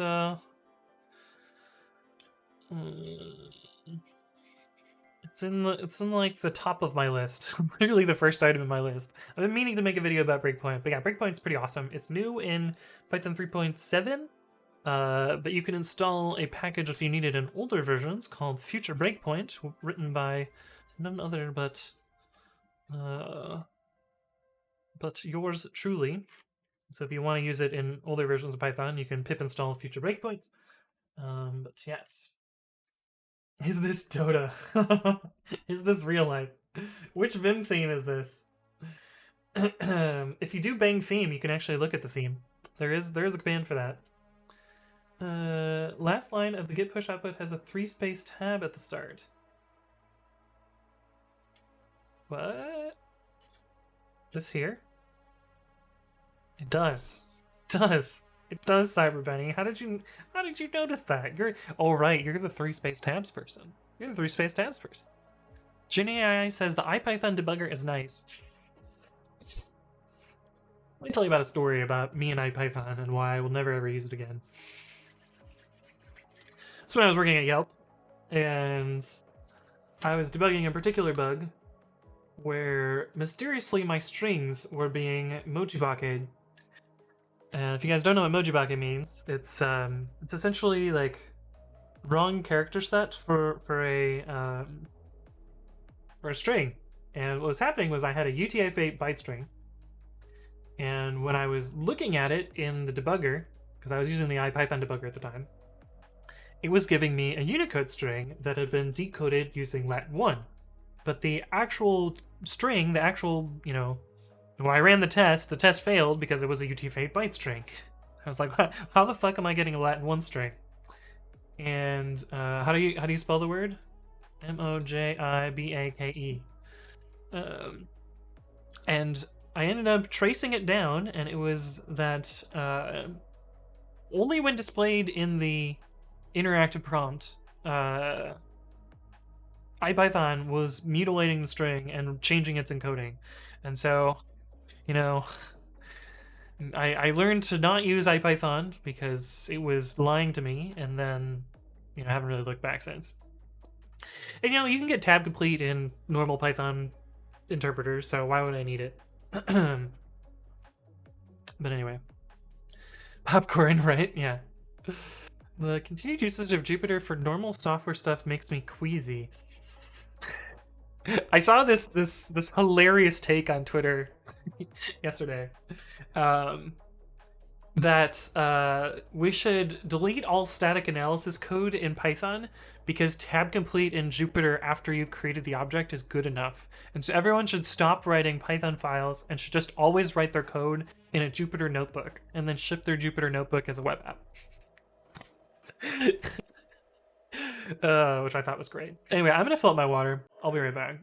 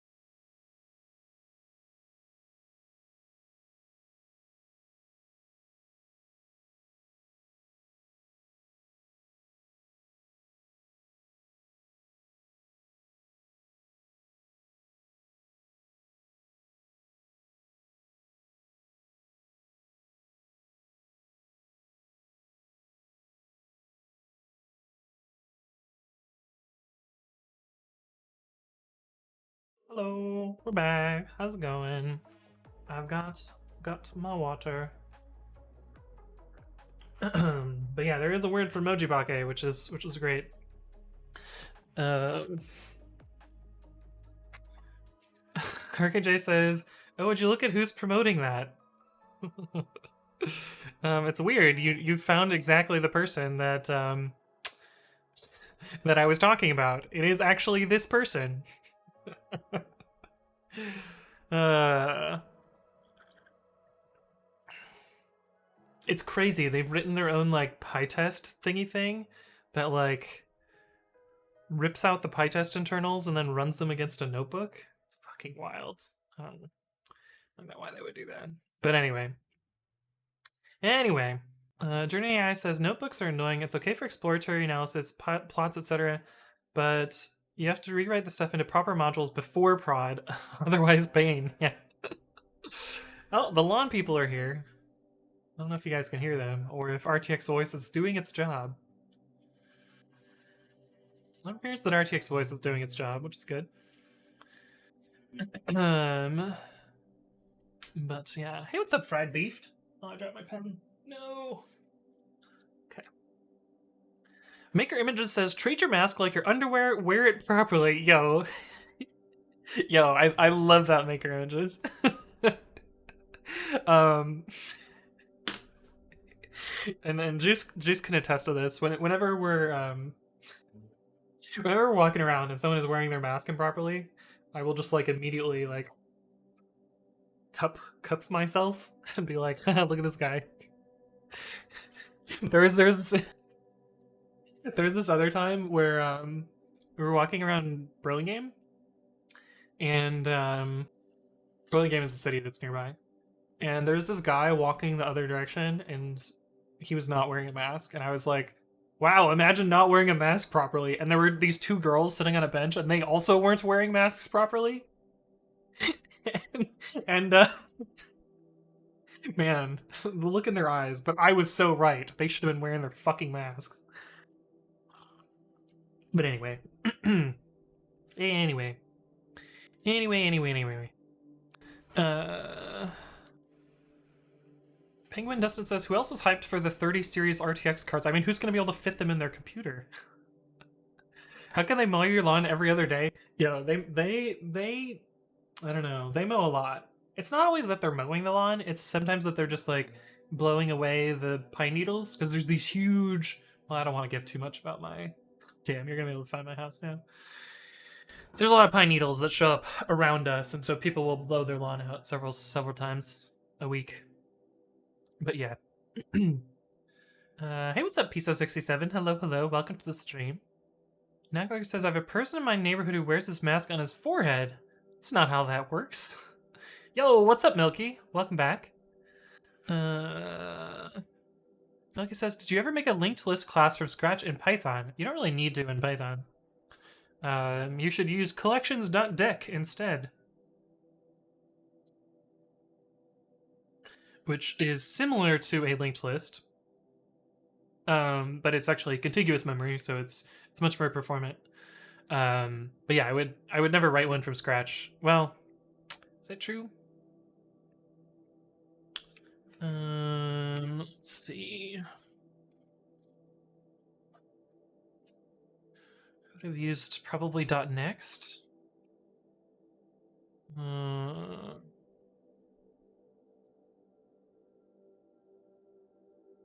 Seems like no.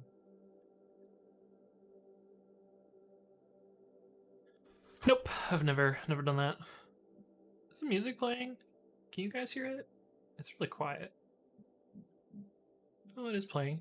Okay, it's just quiet. Anyway.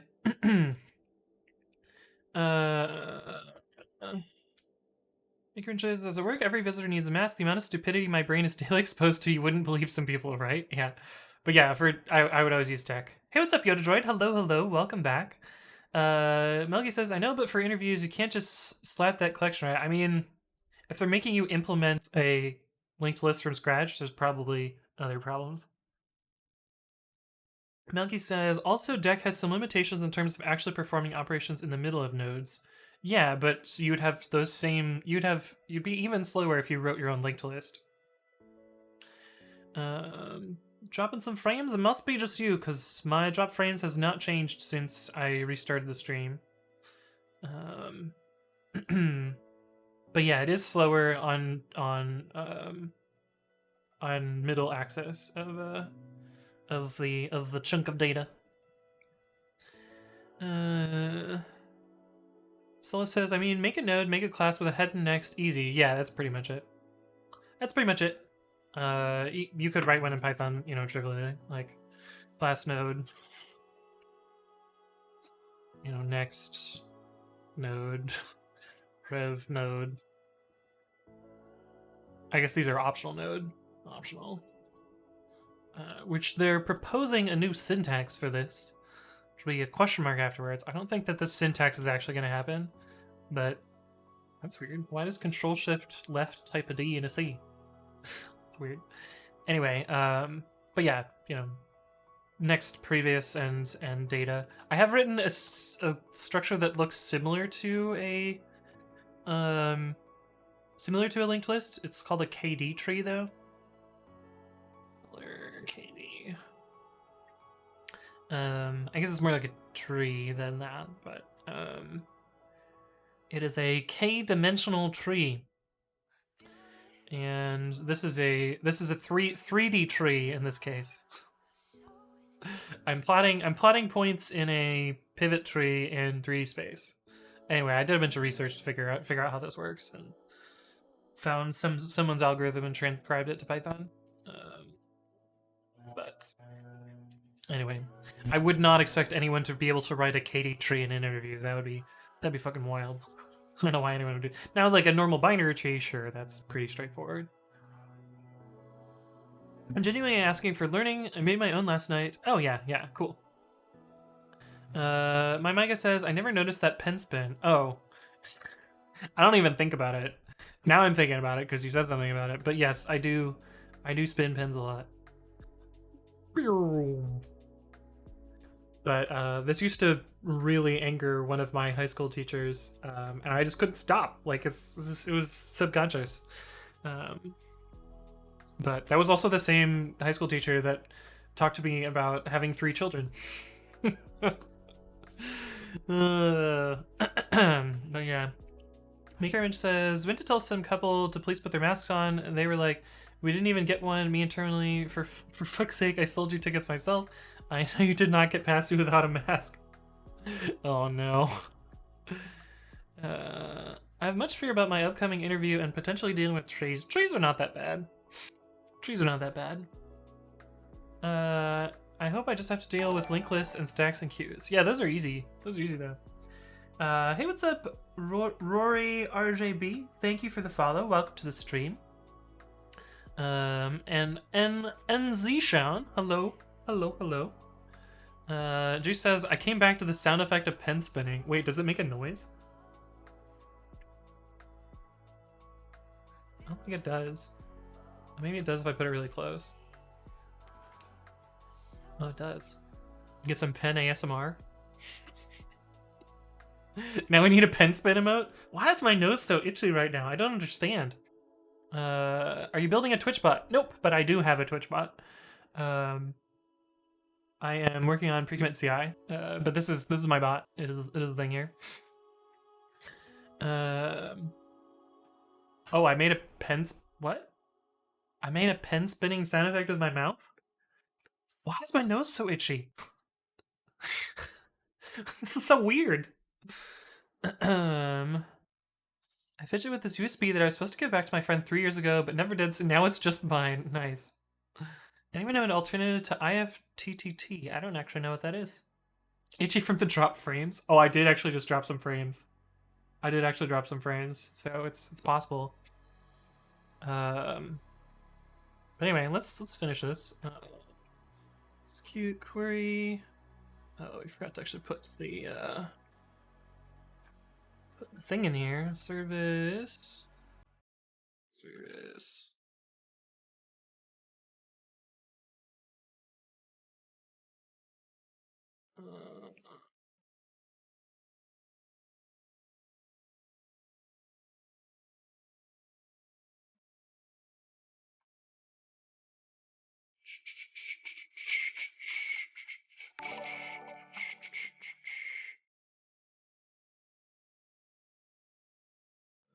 Hey, what's up, Professor Onstadt? Thank you for the follow.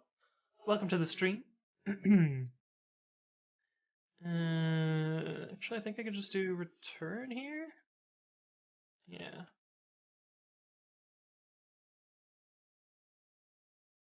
Yes. What was the API supposed to be called? Latest run. Latest run. Ret. If ret is none.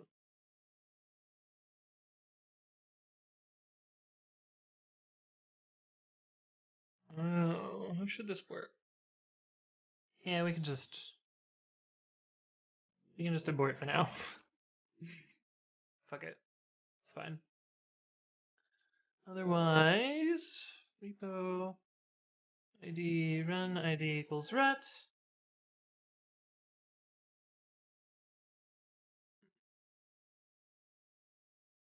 This raises an exception.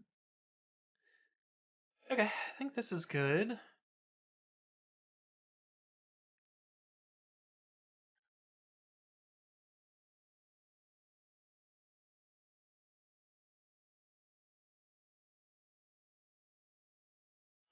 What are we gonna have here? What are the various statuses?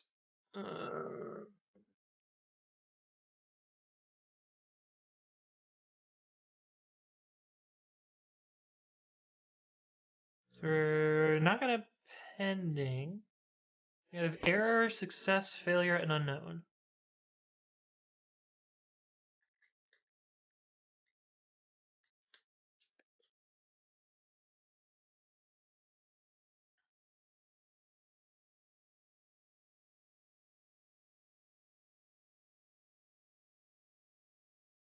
Error, failure, success, and unknown.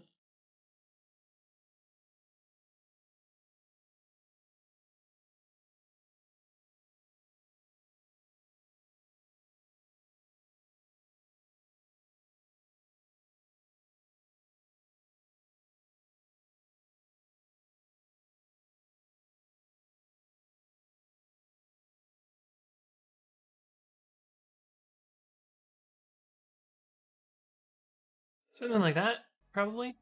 Pen spin sound. Oh, you flipped it. Perfect. Then I can actually know what you're talking about.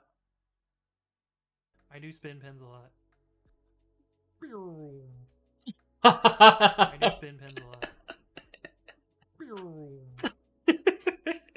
That's such a good sound too. I didn't even notice that I did that. Didn't even notice that I did that.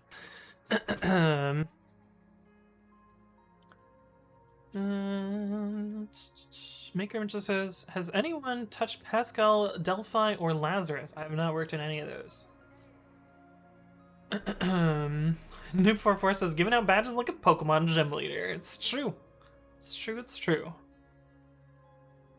But yeah, we'll have to actually figure out the actual SVG for this. We'll probably have to set content type. Let's see. Flask response with content type. SVG content type.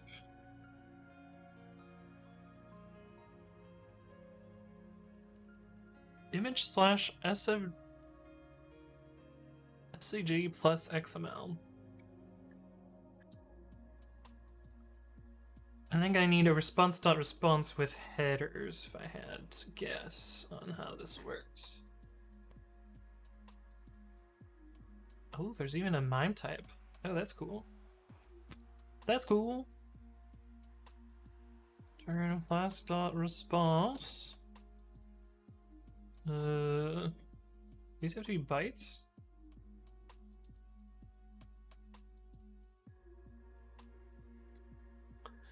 Status, SVG, status. MIME type? MIME type. No underscore equals this.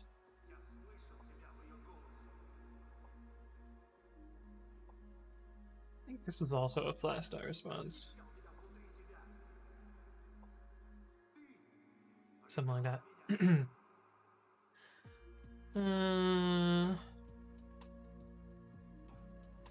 uh, really annoying phrases. What? Maybe it was the sound your high school teacher was annoyed of. I don't think I made the sound. Uh,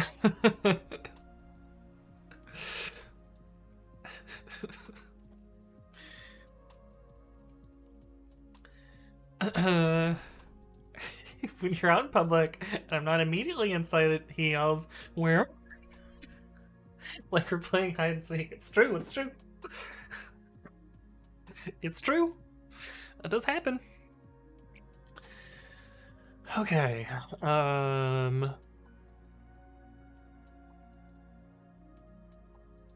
Yeah.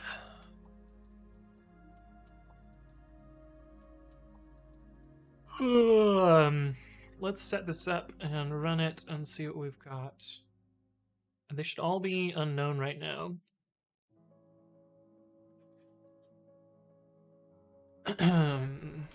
Proxy run .ci.web.app, and we'll start the run worker. Why not? And we need to private. Nope, that's print. Private tab, private window, whatever they're called. GitHub. We will log in with my other account. Grab my password from over here. Paste it in the correct box. Not show you guys my password. What is my IP address? Fucking doxed. 9101. Okay, so this is our web app that we can log into. Oh, table status already exists.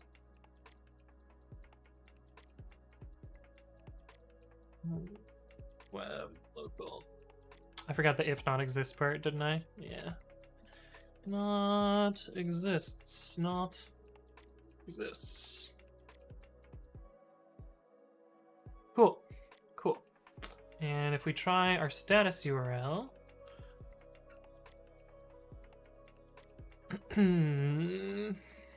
what was it?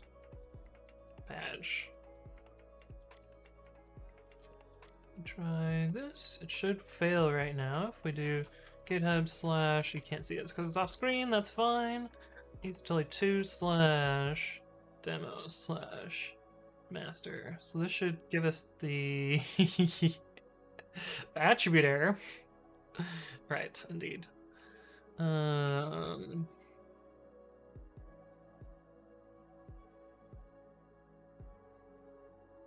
This is kind of annoying still. Let's see, repo status, which is a callable taking stir, and returning stir. And then we have latest run, which is callable taking stir, and returning optional tuple int stir. 1, 2, 3, 4. Then we need to use the brand new comment feature. Oh, it works! It's so much better now. So much better now. Yes. Latest run equals web local dot latest run. Okay, let's try that now. Unmatched bracket. I had a buddy problem. Cool. Oh, because this is not valid. Okay, unknown badge. Cool. It's kind of working. But yeah, this is expected. Oh no. The stream has stopped. God damn it. Let's try restarting it.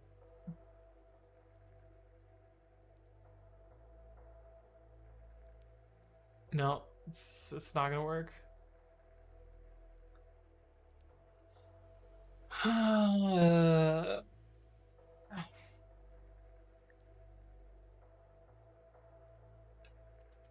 Hello? Hello? Hello? Is it working again?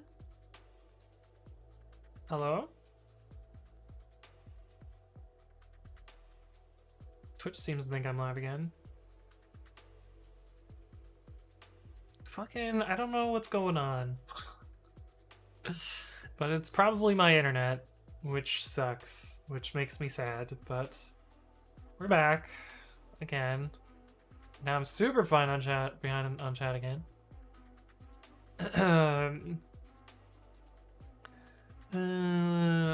Juice says, also we passed by this random sign that says Eva, and every time he makes the Wally Eva sound really loud. I haven't done that in forever. You told me to stop, and so I stopped.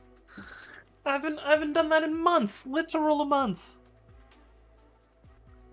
This blast, or this what's the word? Not blasphemy. The why can I not think of the word? Slander. But yeah. Roy says, I am Berkadero. I really haven't thought about Delphi. Oh, talking about those other languages. Yeah, cool. Does he still do the ASDF song, or the food spelled backwards is doof? Yo, food spelled backwards is doof. Let's be real. That is actually true. Also, the ASDF song is a throwback. That song is legit. Do you guys know the ASDF song? Do you know the ASDF song, chat?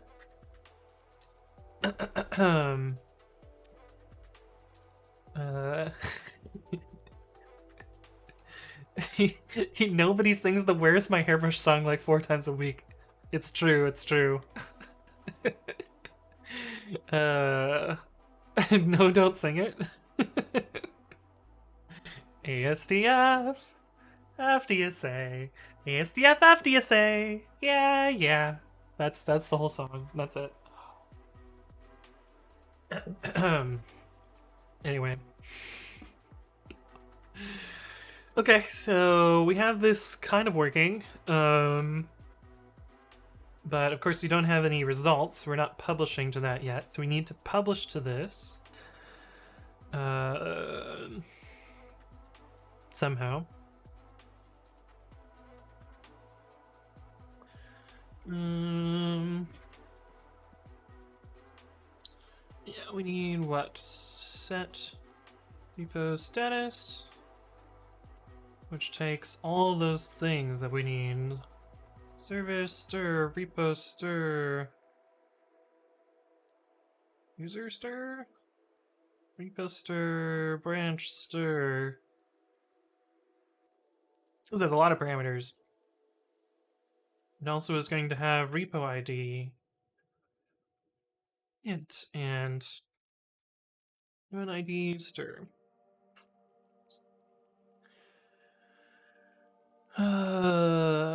What is the insert or replace?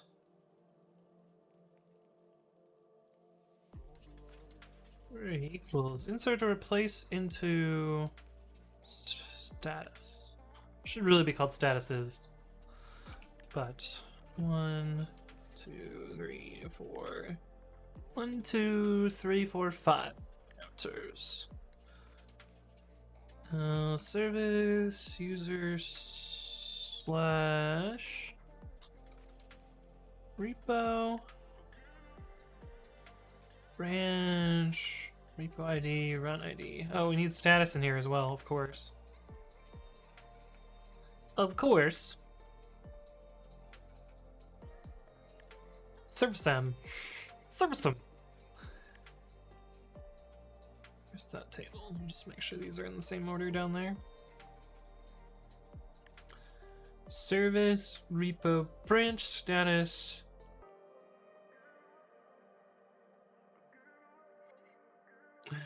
We're gonna fix this table because it should be called statuses anyway. On repo ID, run ID. Select status from statuses. Statuses. And repo ID, run ID.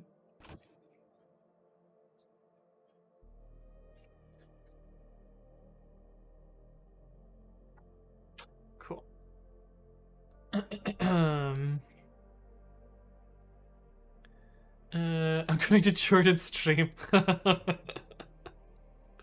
Is there also a JKL semicolons song? I don't know.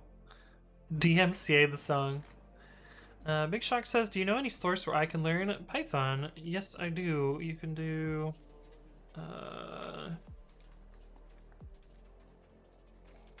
into statuses. Thank you, Yoav. Good call there. Here's a video where I talk about stuff where you can learn stuff that I recommend. Philip Denkta says freecodecamp.com. Yeah, I've heard good things about that as well. But yeah, there's lots of resources on the internet. Okay. I actually need to add that API as well. Set repo status. Callable 1, 2, 3, 4, 5. Int stir none.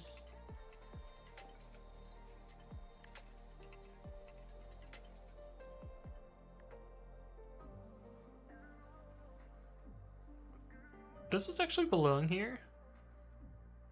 Hold on a sec. I think this belongs better with runs, not here. So let's uncomment this. Works so well. And put these here.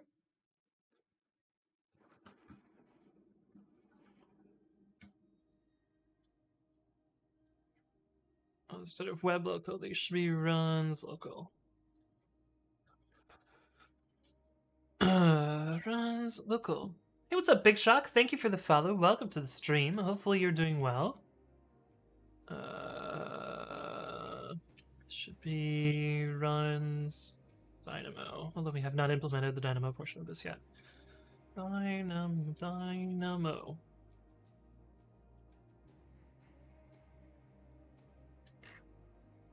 Cool. I'm gonna comment this out for now.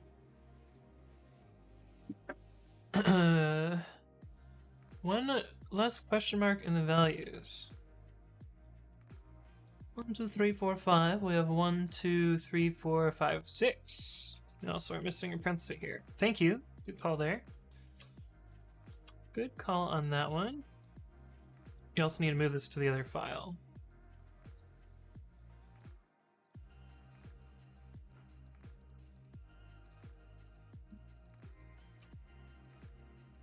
And we need to get this call as well.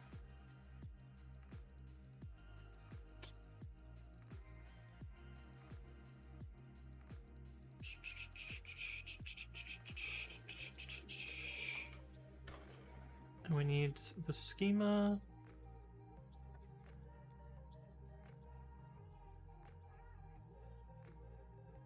We need to delete the schema here.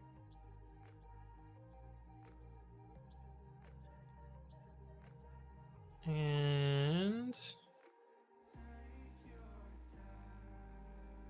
we need to change this to use runs and this to use runs. Cool. Cool.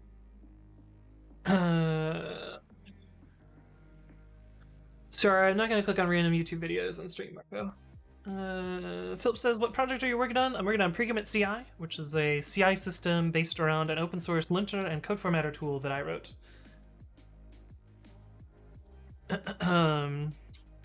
Archidev says you're violating the DMC. Oh yeah, so the even parodies of YMCA, they go very, very aggressively after them on YouTube. So not gonna happen. Not gonna happen. The Python playlist is so good. Awesome. Well, I'm glad you like my content.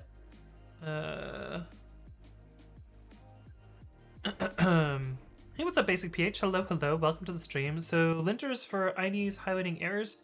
Not specifically IDEs, because like as you can see, I'm not using an IDE right now, but it's for validating code quality before code ends up into into production or into a commit or into a branch or something like that. It's basically to give you a higher confidence that your code is correct statically. And I wrote a tool for managing those and integrating them with Git workflows called pre-commit. And I'm making this tool so that you can more easily run this as a CI task in for Git repos and stuff. I'm looking for a guy named Anthony that writes code. The Alta 4! I can find him? Kappa. Thank you for resubscribing. Tier 1 3 months in a row and 3 total. Appreciate the subscription. You guys don't know the Alta 4 stream. They also stream. So check out their content as well. But thank you for the resub. Really appreciate that. And welcome back as always. RHR says, Aetherite's code, any participation in competitive programming. I've done a few like capture the flag kind of things, but I don't necessarily have as much time to work on competitive programming as I would like. I do find them fun, but it's not really my thing. One thing that is kind of competitive programming that we will be doing, as we've done every year, is during December we're going to be working on Advent of Code, which is kind of a competitive programming thing. It's kind of fun. It's like daily puzzles, and we'll be hacking on those and trying to get points. I got points last year, which was pretty cool. The Elder Force says, "Thanks, bud. How goes life? I mean, the world's burning, but it's going all right, I guess." The smoke is a little bit better in San Mateo today. It's still a little bit hazy, but it's not terrible. But yeah, it's going well. I'm feeling good. Kimiko says Type Racer is competitive programming. It's true, Kimiko. Also, welcome back, Kimiko. What kind of points do you get? Imaginary internet points. Yo says, when is the amazing stream, and what about Microsoft? Oh, we're gonna be doing 12-hour stream on September 12th at 10 Pacific, and the sponsored Azure stream, where we're gonna be working with a different cloud provider, is going to be on September 24th. Delta Force says, I'm glad you're staying safe, at least my duder. Yeah, hopefully you're doing well as well. What was I doing? Oh, I think the next thing to do here is actually to get SVGs.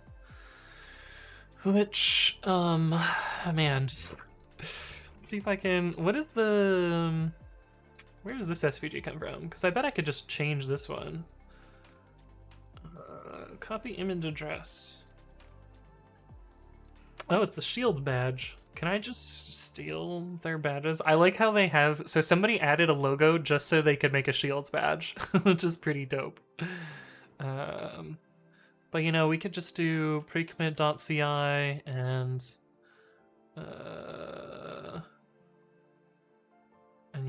past. Wait, why did it not put the dot in here? Oh, logo equals pre-commit. Pre-commit.ci. Yeah, there we go. Just steal this, right? So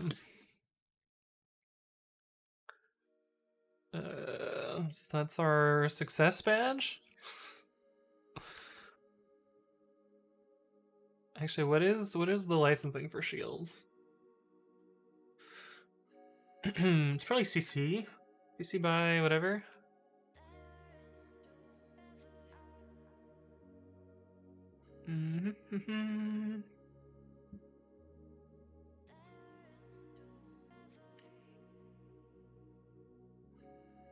They do not talk about their licensing here.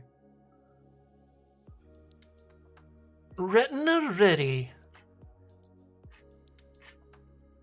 I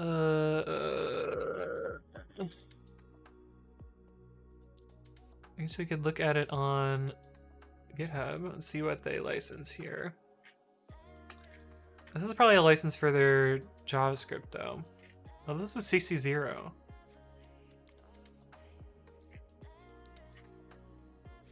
Okay. Public domain. Fuck it. I think we're good. I think we're good to yoink that success badge. Okay, let's do the ones for the other ones. So instead of past, we want unknown. And we want gray. No. Light gray. There we go. Layer unknown badge. We could probably SVG optimize these as well. And we want to do failure and error. Yov says September 24th. September 24th will be on 12 PST. Yaldapar says sweating my ass off right now in the heat wave, but outside of that, doing well. Oh god, I've got a window air conditioning unit, and I'm actually pretty. I'm doing pretty well. As for the heat, but I feel ya. Before I had it, the heat was pain. This is the air one. Error. And then we gotta do failure. Keep clicking on the wrong window. Error and failure.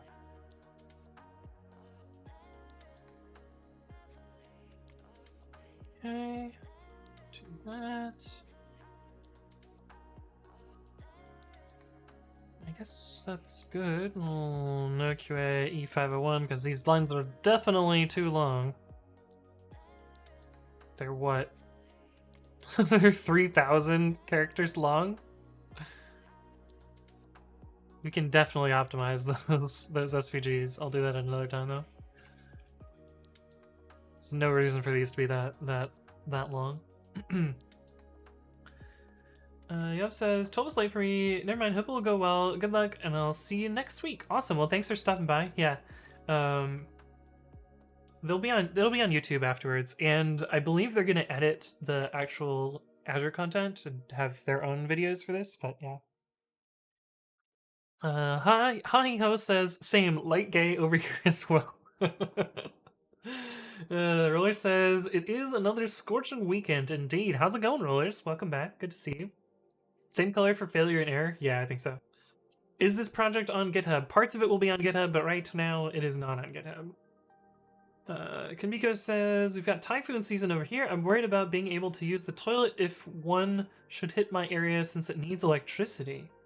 Oh. Your water pressure is electric? I guess that makes sense. Most of them are. Unless you have like city water. Hey, what's up? If you who says, hey man, what's up? I mean, not much. It's going. We're building things. Does it bother you guys as much as it bothers me that error and failure and success and unknown are different widths?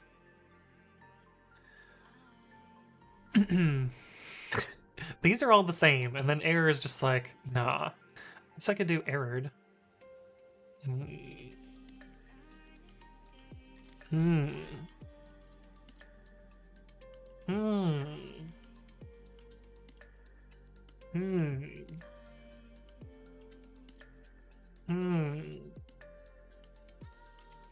Errored is good.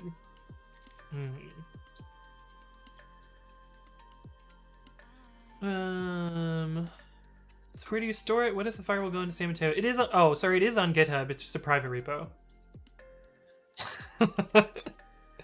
were you guys also bothered by those not matching up? Is this better for you now? Oh my goodness. If you've said, is there a bang project command? Yes, there is a bang project command. If you do bang project, it will tell you.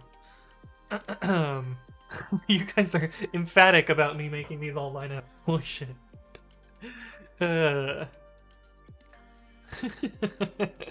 Fixed. Okay, we're gonna use error there. We should probably make the type checker enforce this for us. Dict literal errored failure success unknown to stir. Look at this type annotation. Which actually, now that I think about it, I think I have the word error somewhere else in the code. Data run. Well, I do. Oh, pending is also the same width. Ooh, we're gonna change this to errored. I like that. Just look away for a second as I edit my inline CSS. Is it in this file? Yeah, it is. Shh, you saw nothing. You saw nothing. Virtualized chat.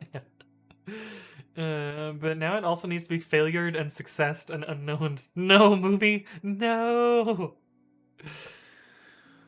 You're kind of right, though. You're kind of right. Mandatory XKCD 276. Which one is this one? Fixed width.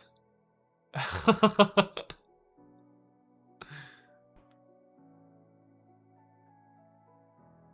wanted to type I love you, but our line lengths were syncing up. That's funny. That's fucking funny. Yeah, I remember this one. Number one problem with programming, naming effing variables. Yeah, we're gonna go back to error. I know. It pains me as well.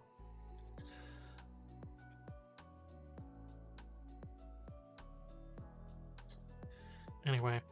But yeah, now that I've updated that,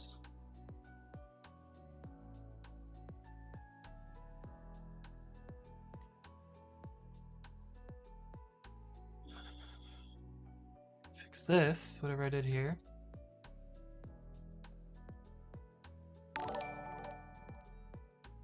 Okay, and we should get an unknown badge. Cool. Hey, what's up, newbie pirate? Thank you for the follow. Welcome to the stream. Hopefully you're doing well. Okay, so that's something. Now we gotta actually do the part where it inserts into the database. And then I gotta do the Dynamo portion of it. Number one problem with programming, naming effing variables, and thus functional programming was born, right, because you just need tuples everywhere. The answer says violate Pepe and use whitespace to align it. Nah. Awesome Jossum says, what is on the tool list today? We're trying to get these badges working. So we have unknown working, which is good. Newbie Pirate says, how do you get so good at typing? I've been using keyboards for 20 years. That's how I've gotten good at typing. But anyways, this looks good. I wish...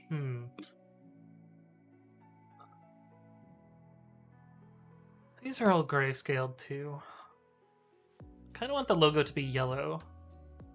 Like the true pre-commit logo, but maybe gray is fine. Yeah, gray is fine. I don't want to mess around with SVGs anyway. That sounds like a pain in the butt.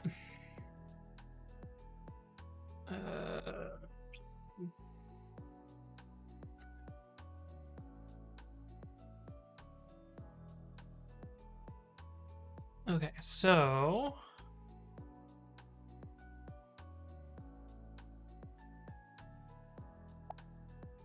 this is where we're setting the GitHub status. So we also want to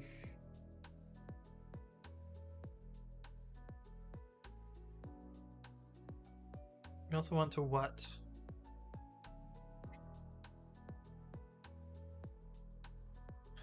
There's all sorts of problem with how this is set up right now. There's like all kinds of error cases that I'm not handling that I need to figure out. But let's just get success and failure working.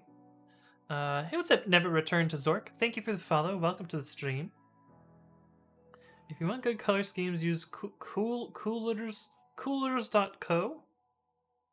Coolers.co. Why does this take so long? Why do you need a loading screen? Why do you need a loading screen to just show me some colors? There's literally no reason for a loading screen there. Zero reason. Zero reason for a loading screen. No. Fuck off. Does it just generate one randomly? Press spacebar to generate color palettes. Oh. Okay. Alright. Let's see. New Pirate says pre-commit.ci is trash. It makes multiple calls and provides multiple scores for different modules. Other hooks are good though. So you can force it to run it all in one call by setting serial to true, but it will be slower.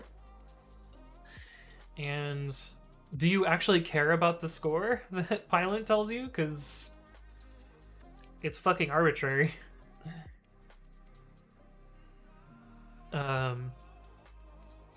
But yeah, there's a require serial option if you really want that. It will be slower because Pilot is fucking slow, so you probably don't want to do that.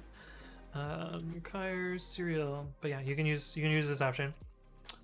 And that will convince it to do it all in one call. Udraw says, I don't know, none of the color schemes it gave seems particularly good. Yeah, I don't know, they were probably alright. I don't really need to do any color scheming now. But Arthur says, going to sleep now. Thank you, Tony-chan and chat for the stream. See you next week. Well, thanks for stopping by. New Pirate says, I mean it's shit, but it's like an OCD and I have to use Pilot due to compatibility issues. What does that mean? What do you mean? What do you mean compatibility issues? CDO in alphabetical order like it should be. I think it should be spelled coolers with OU. That'd be good. Hey, what's up, Mr. Bean? Thank you for the follow. Welcome to the stream. Streams? Welcome to the streams? Should I be saying streams? Maybe that's getting a little ahead of ourselves. But welcome to the stream. We need to do what?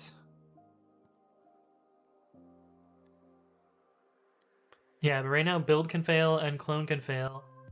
And there's no handling of that. Also, I guess technically download could fail. But if download fails, we really want it to just end up in the dead letter queue. Because that would imply a bug. This should not fail. This could fail due to user code. This could fail due to force pushes. Mr. Bean says, what is the reason you started to code? Oh, actually, I have a video about this. FAQ. First? When was the first time? Nope, it's not that one. God damn it. Let me see what that video is. How did you get started with programming? This one. So check out this video. It talks about when I got started with code. Newbie Pirate says, I mean I have to include it in Sonar, but the org uses an older version which doesn't have Flake 8 support. What? Well, of course that's not going to be useful. Weird that it would have Pylon support but not Flake 8 though. Hey, what's up, Fletcher Labs? Hello, hello. It searches by name, not the order. Yeah, it's meant to do a fuzzy text search. It's brand new. It's brand new. Archer says, "What's your usual daily diet?" Well, I'm a pescatarian, so that changes what I eat a little bit. Although recently I've mostly been vegetarian, just because like easier to it's easier to just eat plant-based than have other stuff. But I wake up in the morning, I'll make breakfast. This morning I made eggs with TVP, textured vegetable protein. They're pretty good. I haven't had lunch. I'm gonna have lunch after stream. I don't know. I guess I've been having canned tuna. I guess that means I have been eating pescatarian reasonably for a bunch of lunches, although I'm out of bread right now. I don't know. Cookies. His answer is cookies. I do eat a fuck ton of cookies. Hey, what's up, Wimpinator? Thank you for the follow. Welcome to the stream. Fletcher Lab says, I just woke up. Shh. Sonar Cube. Yeah, I've heard of it. QUB. Yes. I actually talked with their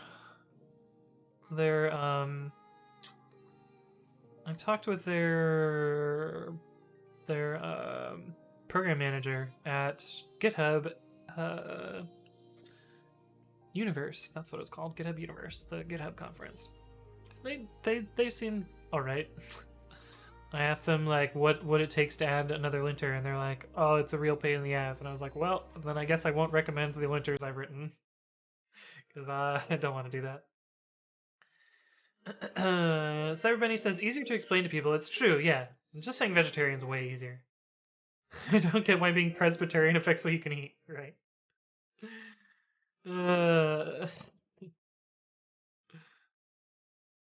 Yeah, it's true. I do eat a lot of cookies. Okay, let's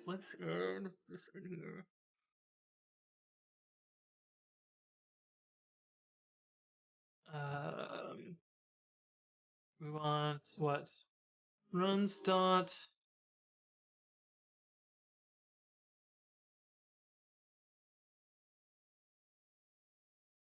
what was the API? Runs set repo status. Well, we need to know if it's a pull request or not.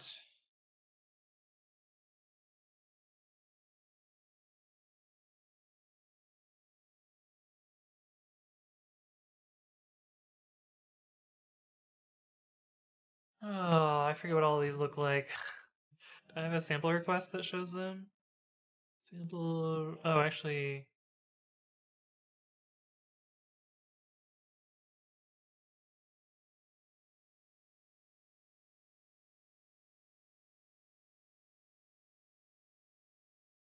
Off callback. Webhook.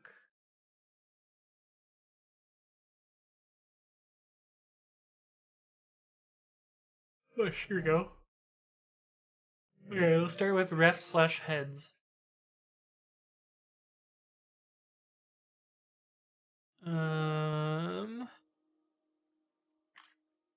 Where do we put that into here? Ref.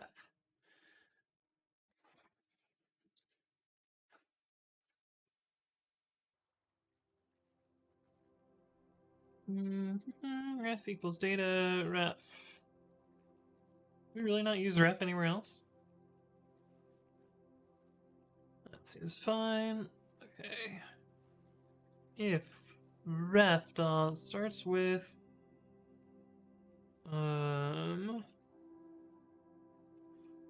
ref slash heads branch equals ref dot split on slash and 2. It seems to be the opposite problem, says Kanpiko. Newbie Pirate says, it's like they have moved to executing linter outside and importing the linter reports for more flexibility in terms of execution times, and like in general, supporting more linters, but all of that is in a newer version, which is not LTS yet, so I'm stuck with Pylint. Yeah, their stuff seems really inflexible. I think what they're trying to do is build new linters in-house and then have those closed source, which seems really not good for the community. That was the other thing that I talked to them about, and they're like, "Yeah, our long-term goal is to drop Pylint and Flakegate and just write our own Python linter." And I was like, "Yeah, then I'm definitely not gonna recommend your company to to my employer." But yeah, NZShan says, "You started pre-commit?" Yes, I created pre-commit. Thaki says, "I have a shirt just like that one, missing the chest hair to pull off the cleavage, however." Oh, the shirt? I mean, this is a blue button-down T-shirt from Gap, so it's not that uncommon, I guess. Let's see. It looks like we just have the repo name here. So we don't have the user. We have repo name and repo ID. So let's actually change this API. Change this to be just repo.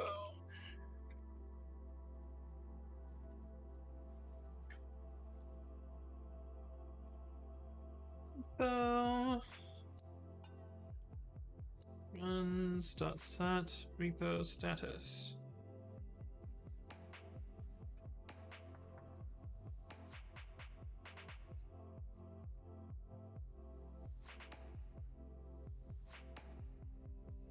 Set repo status. Oh. Do we have service in here?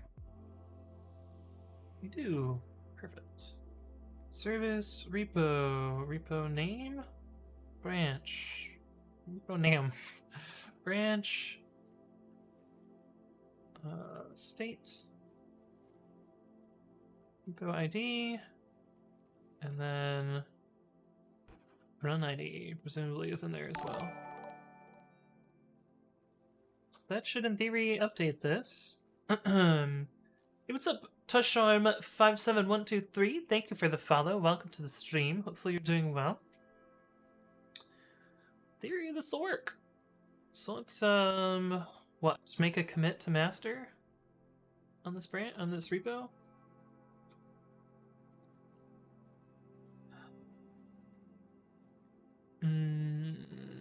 That'll conflict something else, so we're actually just gonna modify something here. I'll just remove this hook, sure.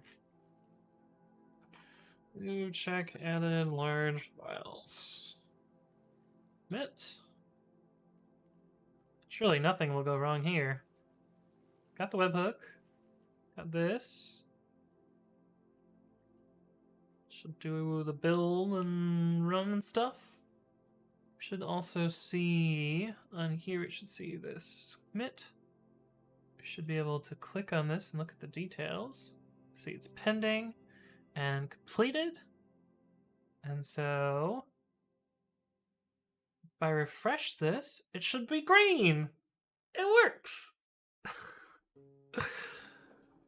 That's cool. That's pretty cool.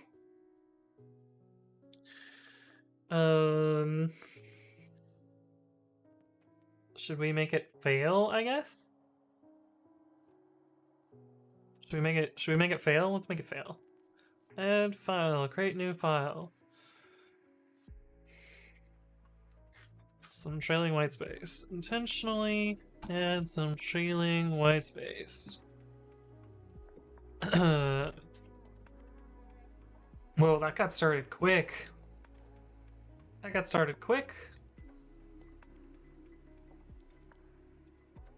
And so we should see a run result here. We should see it failing. Yo. Look at this output too. Why did it only run trailing white space? Why did it not run the rest of the hooks?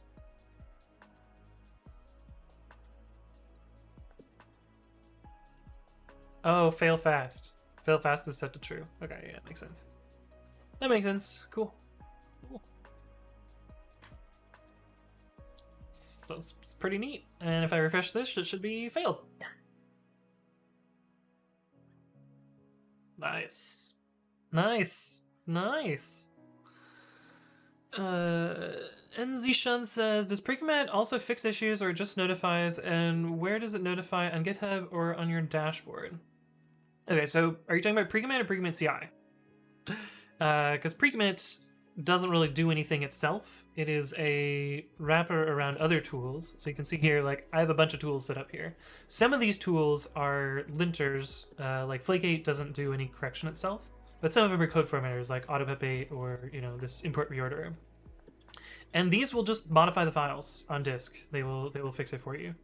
And these will just check stuff. But you can really run any tool you want in pre-commit. It doesn't really dictate how that works. Let's give an example though. Git clone easyutility/ast pretty, for instance. Let's say that I made some change to this file. Let's do some change that's not going to get rewritten. But let's say that I, combined these, and my particular code formatter doesn't allow this style. And if I do git add -u, if I git commit -m, update, I don't know, fucking whatever.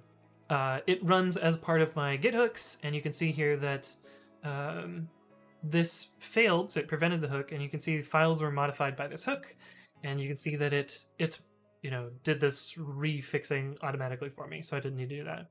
And then, if I were to add that and commit again, and when it passes, it'll actually make the commit for you. And that's kind of the TLDR of pre-commit itself. Pre-commit CI is going to be a CI system, so it's not going to have access to writing to your directories.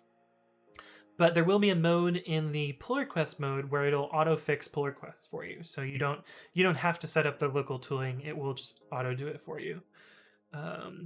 Which is especially useful for outside contributions. Like I had one the other day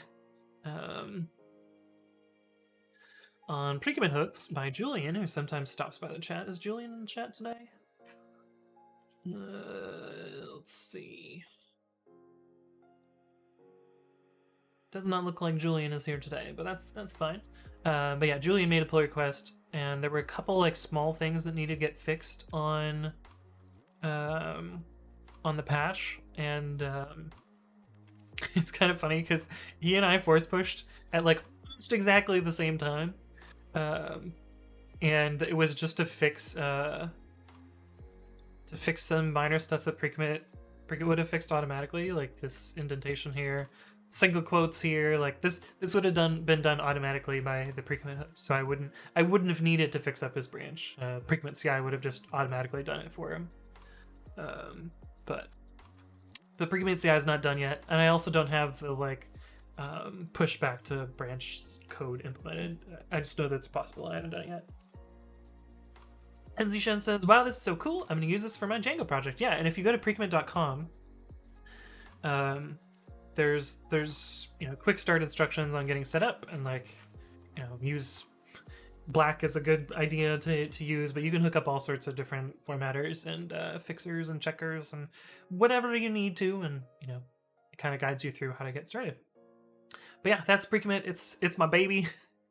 I've spent more time working on this project than literally anything else that I've built, and it's the one that I'm the most proud of. But yeah. Oh, I bet uptime is broken too because I had to restart my stream.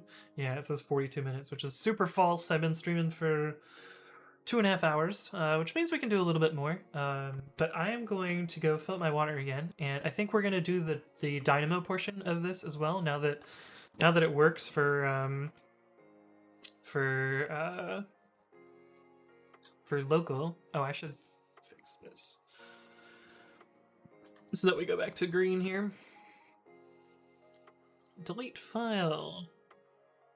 Commit. So that'll make this go back to green again.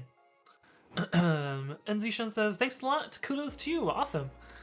Juice says, "Dynamo cuppy eyes." Oh, are you gonna watch me do some Dynamo? Is that what you want, Juicebox Hero?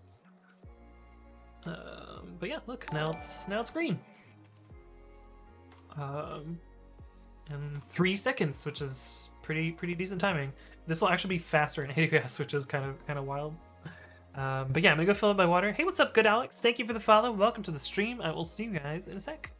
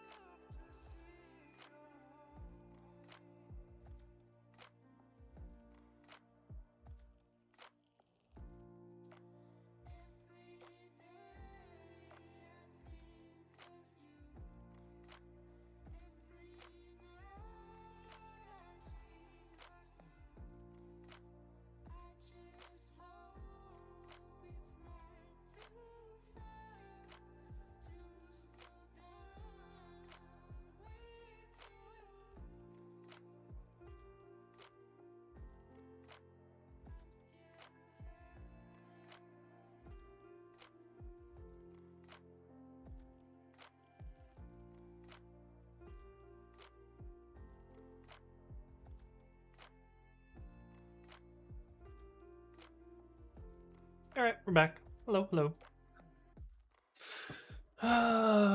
Okay, so I thought about it while I was grabbing my water, and it turns out that we might have to do some other stuff to get this working. Because I haven't run it in Dynamo, I haven't run it in AWS in a while. Because I've been doing most of my development locally. Is there an empty X directory? Where did you come from?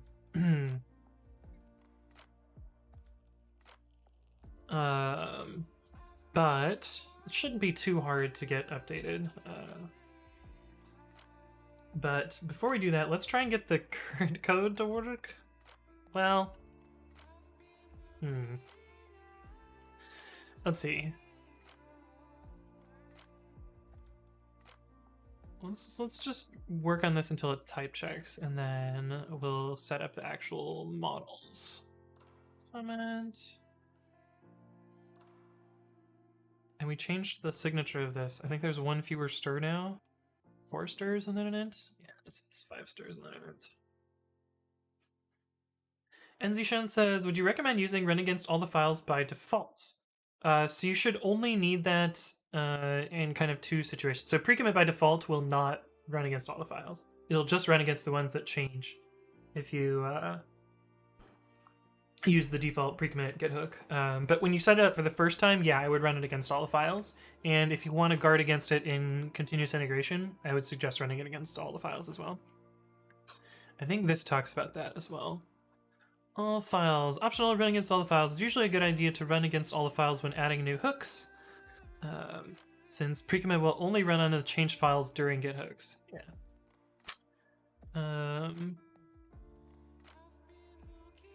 But yeah, usage and continuous integration. Pre-commit can also be used as a tool for CI. For instance, adding pre-commit run all files as a CI step will ensure everything stays in tip-top shape.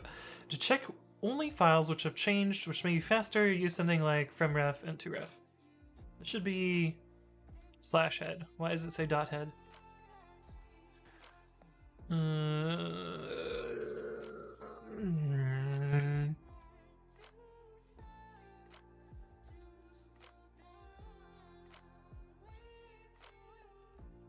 We'll fix that.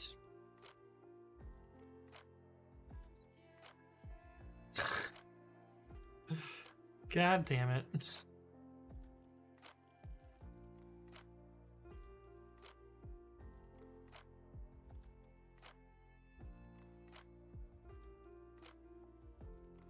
It was right before I broke it. It's fine, we can fix it.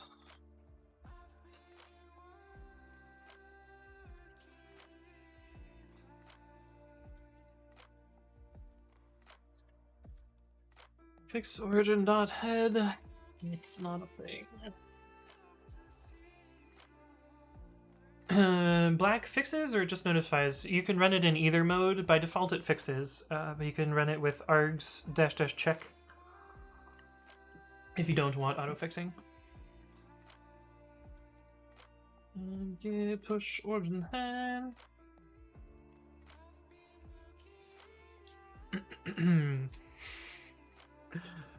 But kind of surprises me. Well, it doesn't surprise me at all that no one noticed this because no one fucking reads the docs.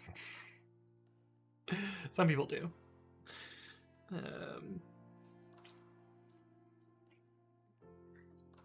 anyway, Memphis says F. Yeah. I got +1 Stack Overflow points today. What did I get points for? Somebody probably deleted downvote, maybe? I don't know. Who knows? Who knows? Already like that. That'll do it. Run its course. Don't need this. Don't need that. Cool. NC says, don't you have to do git push as well to push to GitHub? How did it just work with commit? This is a local tool. So if you do pre-commit install, it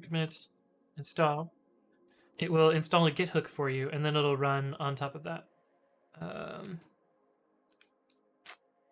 So that will. I assume you're talking about the git hooks. This is a client tool. Hey, what's up, Dr. Buckwild and Fee Nate? Thank you both for the follow. Welcome to the stream. But yeah, I did type get push for this thing here. But yeah, the get hooks run locally. Yeah, I pushed that right here. Get push origin head. Which, I have a video about why I do that. Explains get push. Yeah, useful trick for pushing branches. What's up, Patrick Drave? Thank you for the follow. Welcome to the stream. Hopefully you're doing well. But yeah, just merge this here. Cool. What was I doing before I got distracted? Oh, we were setting this up, and then you're gonna run the type checker until it passes. Pre-commit run mypi all files. Hey, what's up, Pakao? Thank you for the follow. Welcome to the stream. Name literal is not defined.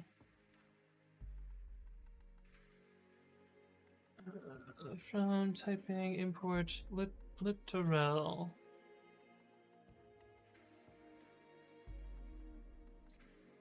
Dict entry 0 is incompatible with typed literal error. Alright.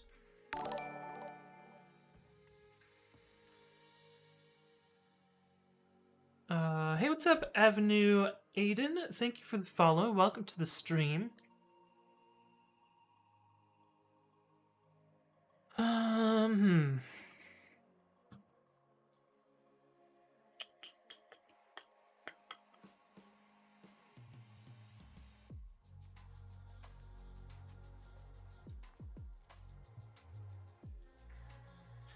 gonna just not do this literal for now.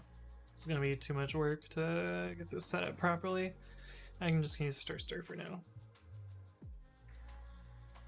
Alright, test for you later. Okay, so we expect these three. 156. Incompatible return type got Werkzeug Rapper's response expected. Flask Rapper's response.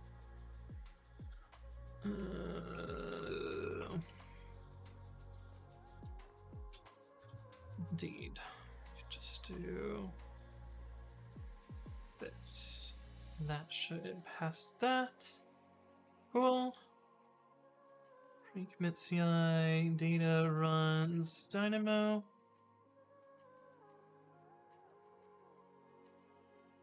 And we're going to add these three APIs here. Repo status, latest run, and set repo status. And we're going to have another table. Statuses. And this will be statuses.put item. So this will just have a normal key. Item equals.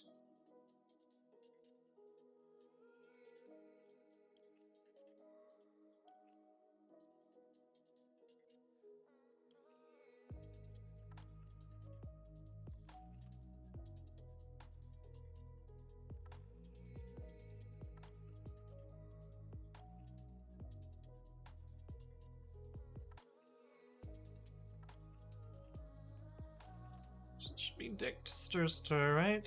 Yeah. Yes. Service repo branch. Service repo branch.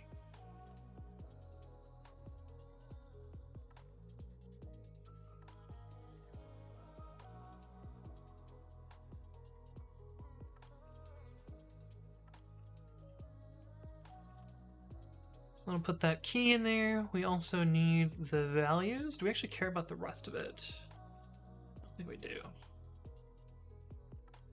Repo ID, and run ID to run ID. Could probably put the other information in here, but I don't think we actually need to ever query by this, so might as well save the data.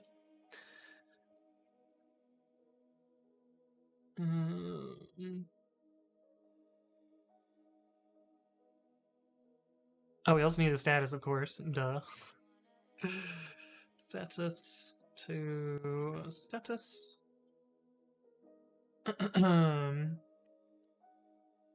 Avenue Agent says, loving the setup, just started using a trackball as well.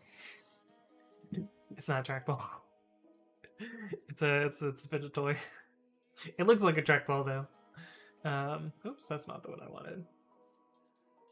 Looks like a trackball, but I actually use a crappy Logitech B100 mouse, which is garb, but you know, gets the job done.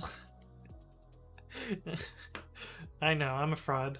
Why are you using that mouse? Because I don't know. I've never been a fancy mouse person. Then again, I wasn't a fancy keyboard person until I started streaming. What the fluff are you doing? Right? Okay, so we want what? Statuses.get item. Statuses.get item. Status key. Service. User slash repo branch.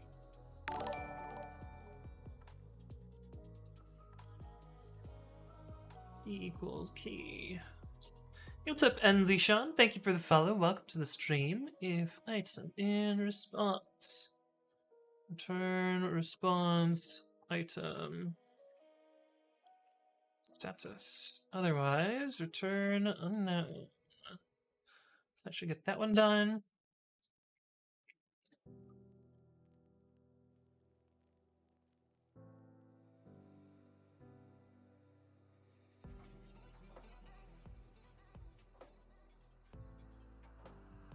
Yeah, whatever.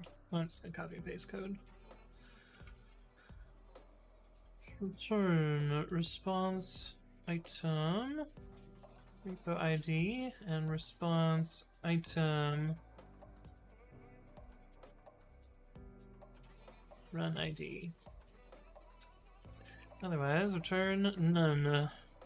I think that implements the logic for this. I think. Tuber says, "What's the blinky thing in between the keyboards?" Blinky thingy? This thing? Or keyboard 3? It's literally we just talked about it. It's the oh right, it doesn't spin unless it's on my Pokemon machine. It's a fidget toy. Fidget toy. That's what it is. Also, welcome back, Tuber. Good to see you. How are you doing? It's to change his power level while programming, right? Right. Okay, so we did this. We need to set up this table, though.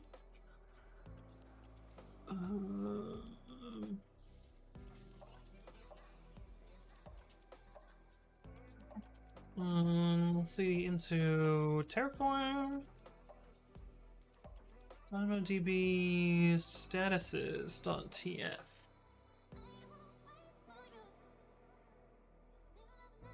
Does this have...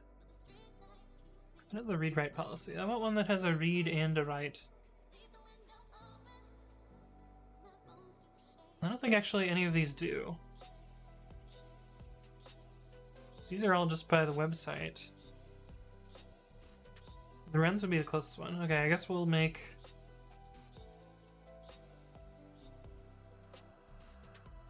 separate policies there. Runs, replacing that with statuses. And hash key is service repo branch. No range key. I wonder if I can set attributes for stuff that I don't use as keys. Let's actually do that anyway. Status type equals s. I kind of wanted to see what this does. Because I know it's schemaless, but what if I give it a schema? Repo name equals repo ID, type equals n, attribute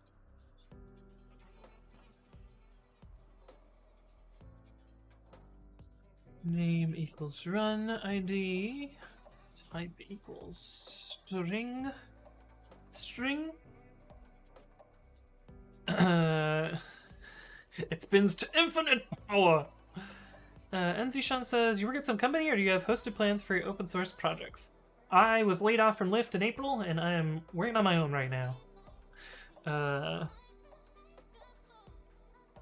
I think like my pipe dream is that somehow this becomes successful enough to be self-sustaining. But I'm going to be running it on AWS, and there will be a paid tier, but I'm just implementing the free open source tier right now. But yeah, that's me.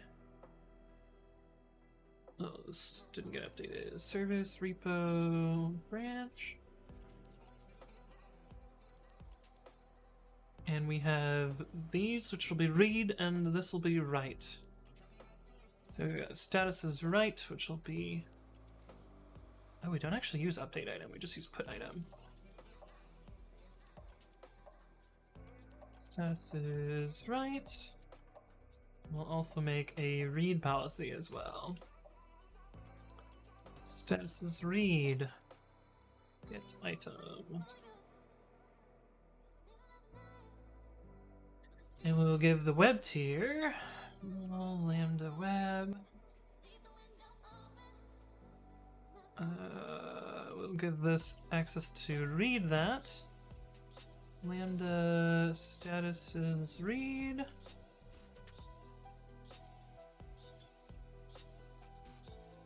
And we'll give the runner access to write.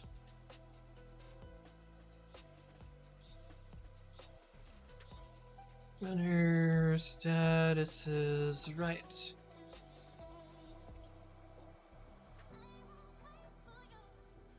Let's see what that does. Avenue Aiden says, my professor was laid off from Bird. Tough times, man. Yeah. Yeah. It's kind of a blessing and a curse. Like, in some ways, it's giving me the ability to work on stuff that I want to be working on. All attributes must be indexed. Unused attributes. Okay, so that's not how that works. But it's giving me a chance to work on this thing that I've been wanting to work on for a long time. So, indeed, you do not specify attributes for things that are not indexed. Cool. But yeah, I don't know. It's been giving me a lot of free time to work on this project. And this has kind of been like a dream project of mine for a really long time. Proner J says, so if you wrote Babby, does that mean you are the Babby Daddy? And it's true, I am the Babby Daddy. I am the Babby Daddy. One other thing that I noticed while creating this table is we also have an update item. But I think the only thing that actually uses update item is runs, so I should probably remove that permission from anything else. Copy and paste.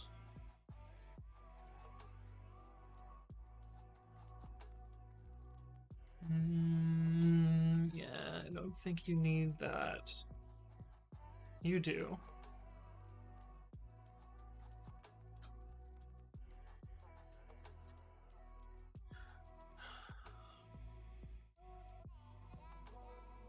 But yeah, if you guys don't know about Babby, Babby is my text editor. It is yeah, it's what I use to edit text. It is written in Python.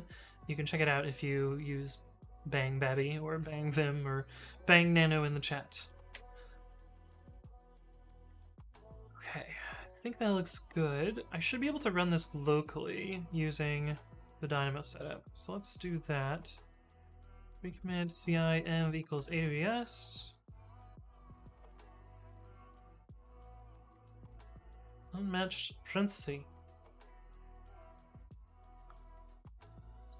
Unmatched frenzy. Indeed. Yeah. Another one. Oh, because I copy and pasted. Duh. Okay. Commit. CIN equals AWS. Python. Run worker. So in theory, if I refresh this, I should get unknown. Cool. So that's gone to Dynamo. We don't have any data here yet. So if we make a New file. Create new file. We'll make another failure here. So that should trigger a run.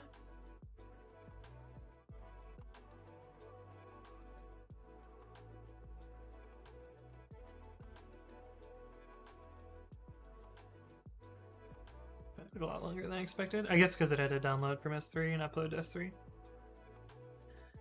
Bang Emacs. Oh, Emacs works too, surprisingly. Okay, so that should have completed. We should have gotten a status here. It's failing. That's good. See that the build took 19 seconds here. Hey, what's up, Michaela? How's it going? Welcome back. Good to see you. Sotile! It's true. That's me. I am Sotile. This should be failed now. Yes. Oh, this is so good. Don't you love when things just kind of work? I do. I certainly do.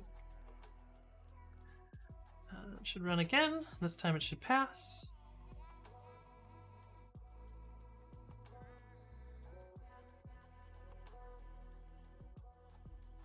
And it did. And if we close some of these tabs, should be able to see a status here, which is green and green. Cool. And this should be green as well. Sick. Oh, that's so good. Okay, cool. But I know that it doesn't work in AWS yet. This is just using AWS services, so we're gonna need to do some other stuff to get it to working in AWS. Now let's commit what we've gotten so far. DB statuses. Hit add. Add statuses table for add statuses dynamo table.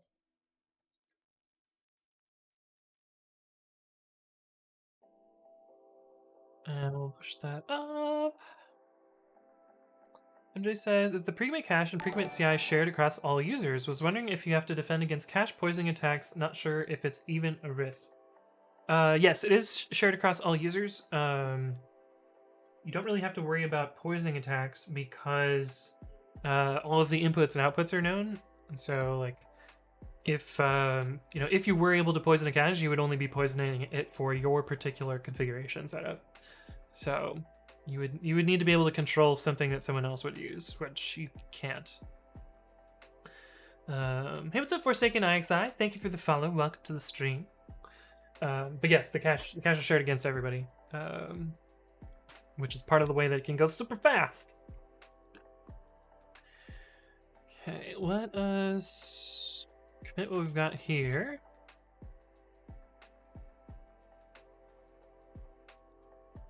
White space thing that the hooks will fix. These giant SVGs.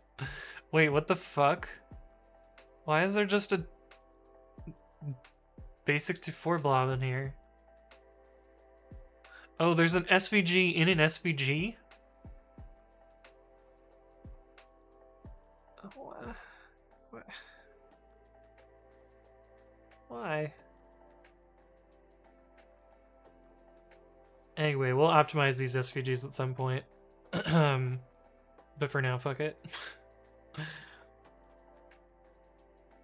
Get add dash u. Get commit dash add status badges. Are we winning today, Anthony? Kind of. Hey, what's up, One Plane? Hello, hello. Not sure if need to cry or laugh, right?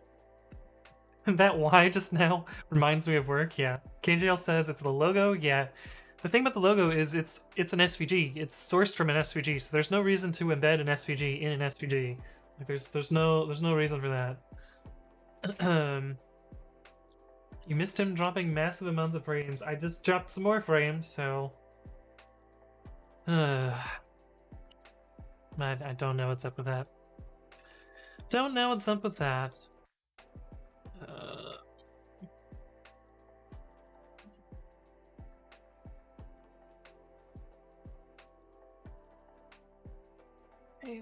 cool, fixed. SVG and SVG is fine, yes. Okay. Should we get this running in AWS again? I haven't gotten it running in AWS in a while. I know that there's some stuff I need to fix, so this will be as good a time as any to do that. I know in order to get started. Oh, I haven't even committed this. I haven't even committed the no password allowed Python 3. We need to undo those changes.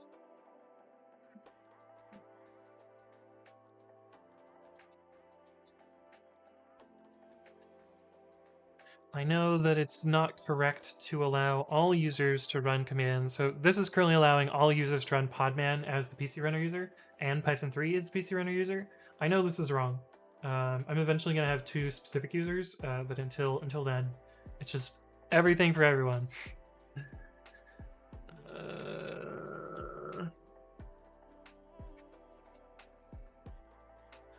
Allow users to run Podman as PC runner.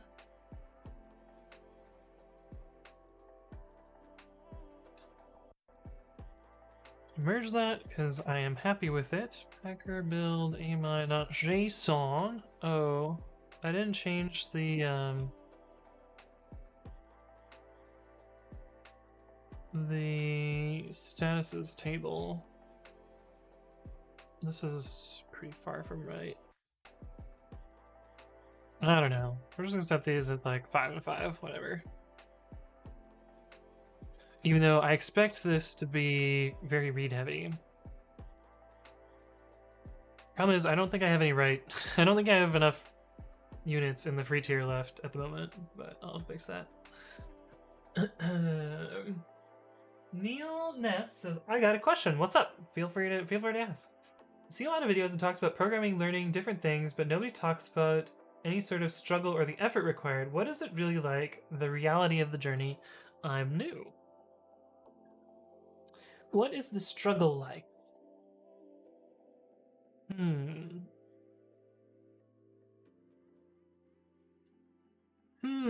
Wait, does this really delete the whole table just to change the read and write capacity?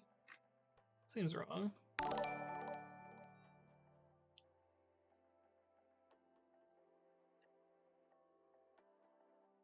Seems weird. Why is there so much that changed here? Will be red during the apply.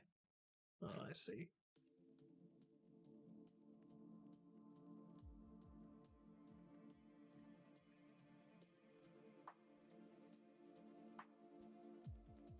That's weird.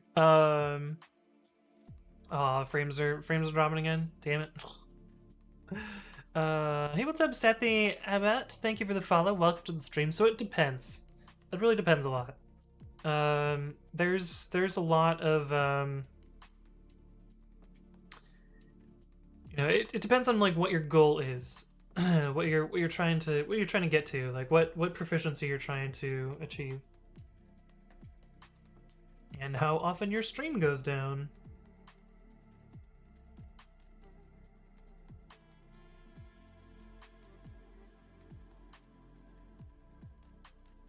Man, today has just been like a real frustrating day for streaming. I don't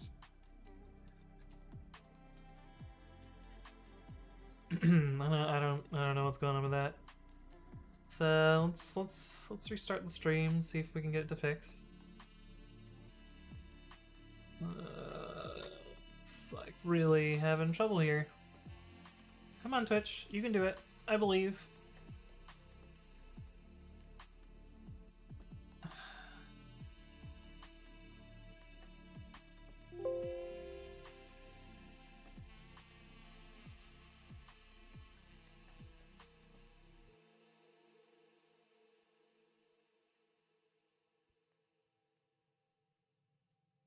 Are we back? Is it working now? This is really frustrating. Yes, we're back. Okay, well, I was in the middle of talking about the effort required, and a lot of that depends on what you're trying to get to, like what proficiency level you're trying to get to, like what technologies you want to work with, and like what your goal is. for programming, I would say like you're never really going to get to a state where you master everything. It's always going to be something where there's more to learn, or more new technologies, or more new techniques, or like different ways to think about problems, or other stuff like that. And I don't know. It also depends on like kind of how your brain thinks. Like some of the like a lot of the programming concepts to me came very naturally because they were very similar to how like I think about things. And some of that is also like adjusting to think about things in that way. So like, you know, I wouldn't necessarily think about things in a procedural fashion, or like using real world things to store state, or like other things like that. And so some of that is acquired, I guess, to a point. I might just have to end the stream. We're just gonna keep dropping frames. This is not worth doing.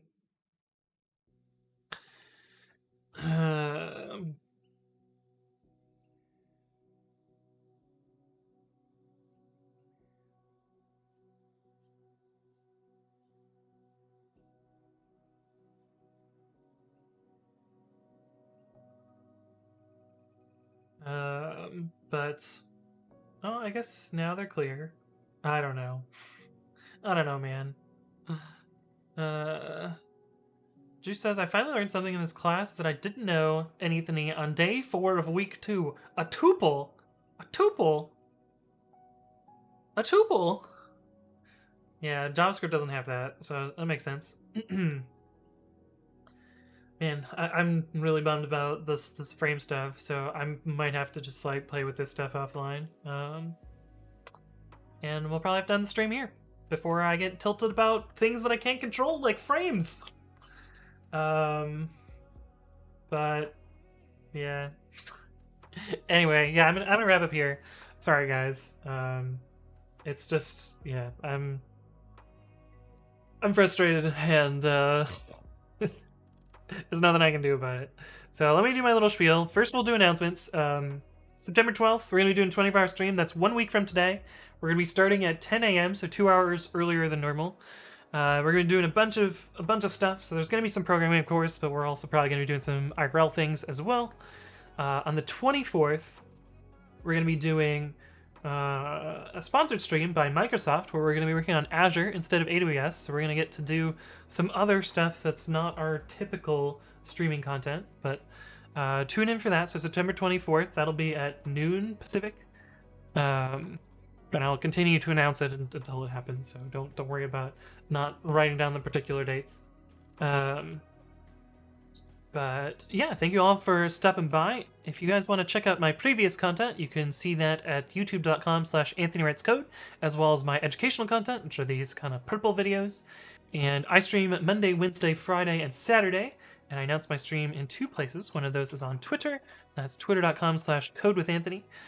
It's different than my Twitch handle, so be careful there. It's not Anthony Writes Code, because that's too long to fit in Twitter handles. But yeah, I usually announce 60 minutes before stream. I also announce on Discord, and those links, YouTube, Twitter, and Discord, are in the chat, so you guys can check that out. Sorry my stream is a mess today, but hopefully it'll be better on Monday. I'm gonna do some tests and stuff to see what I can get to. Or whether I can fix stuff there. But thank you all for stopping by, and let's go find someone to raid.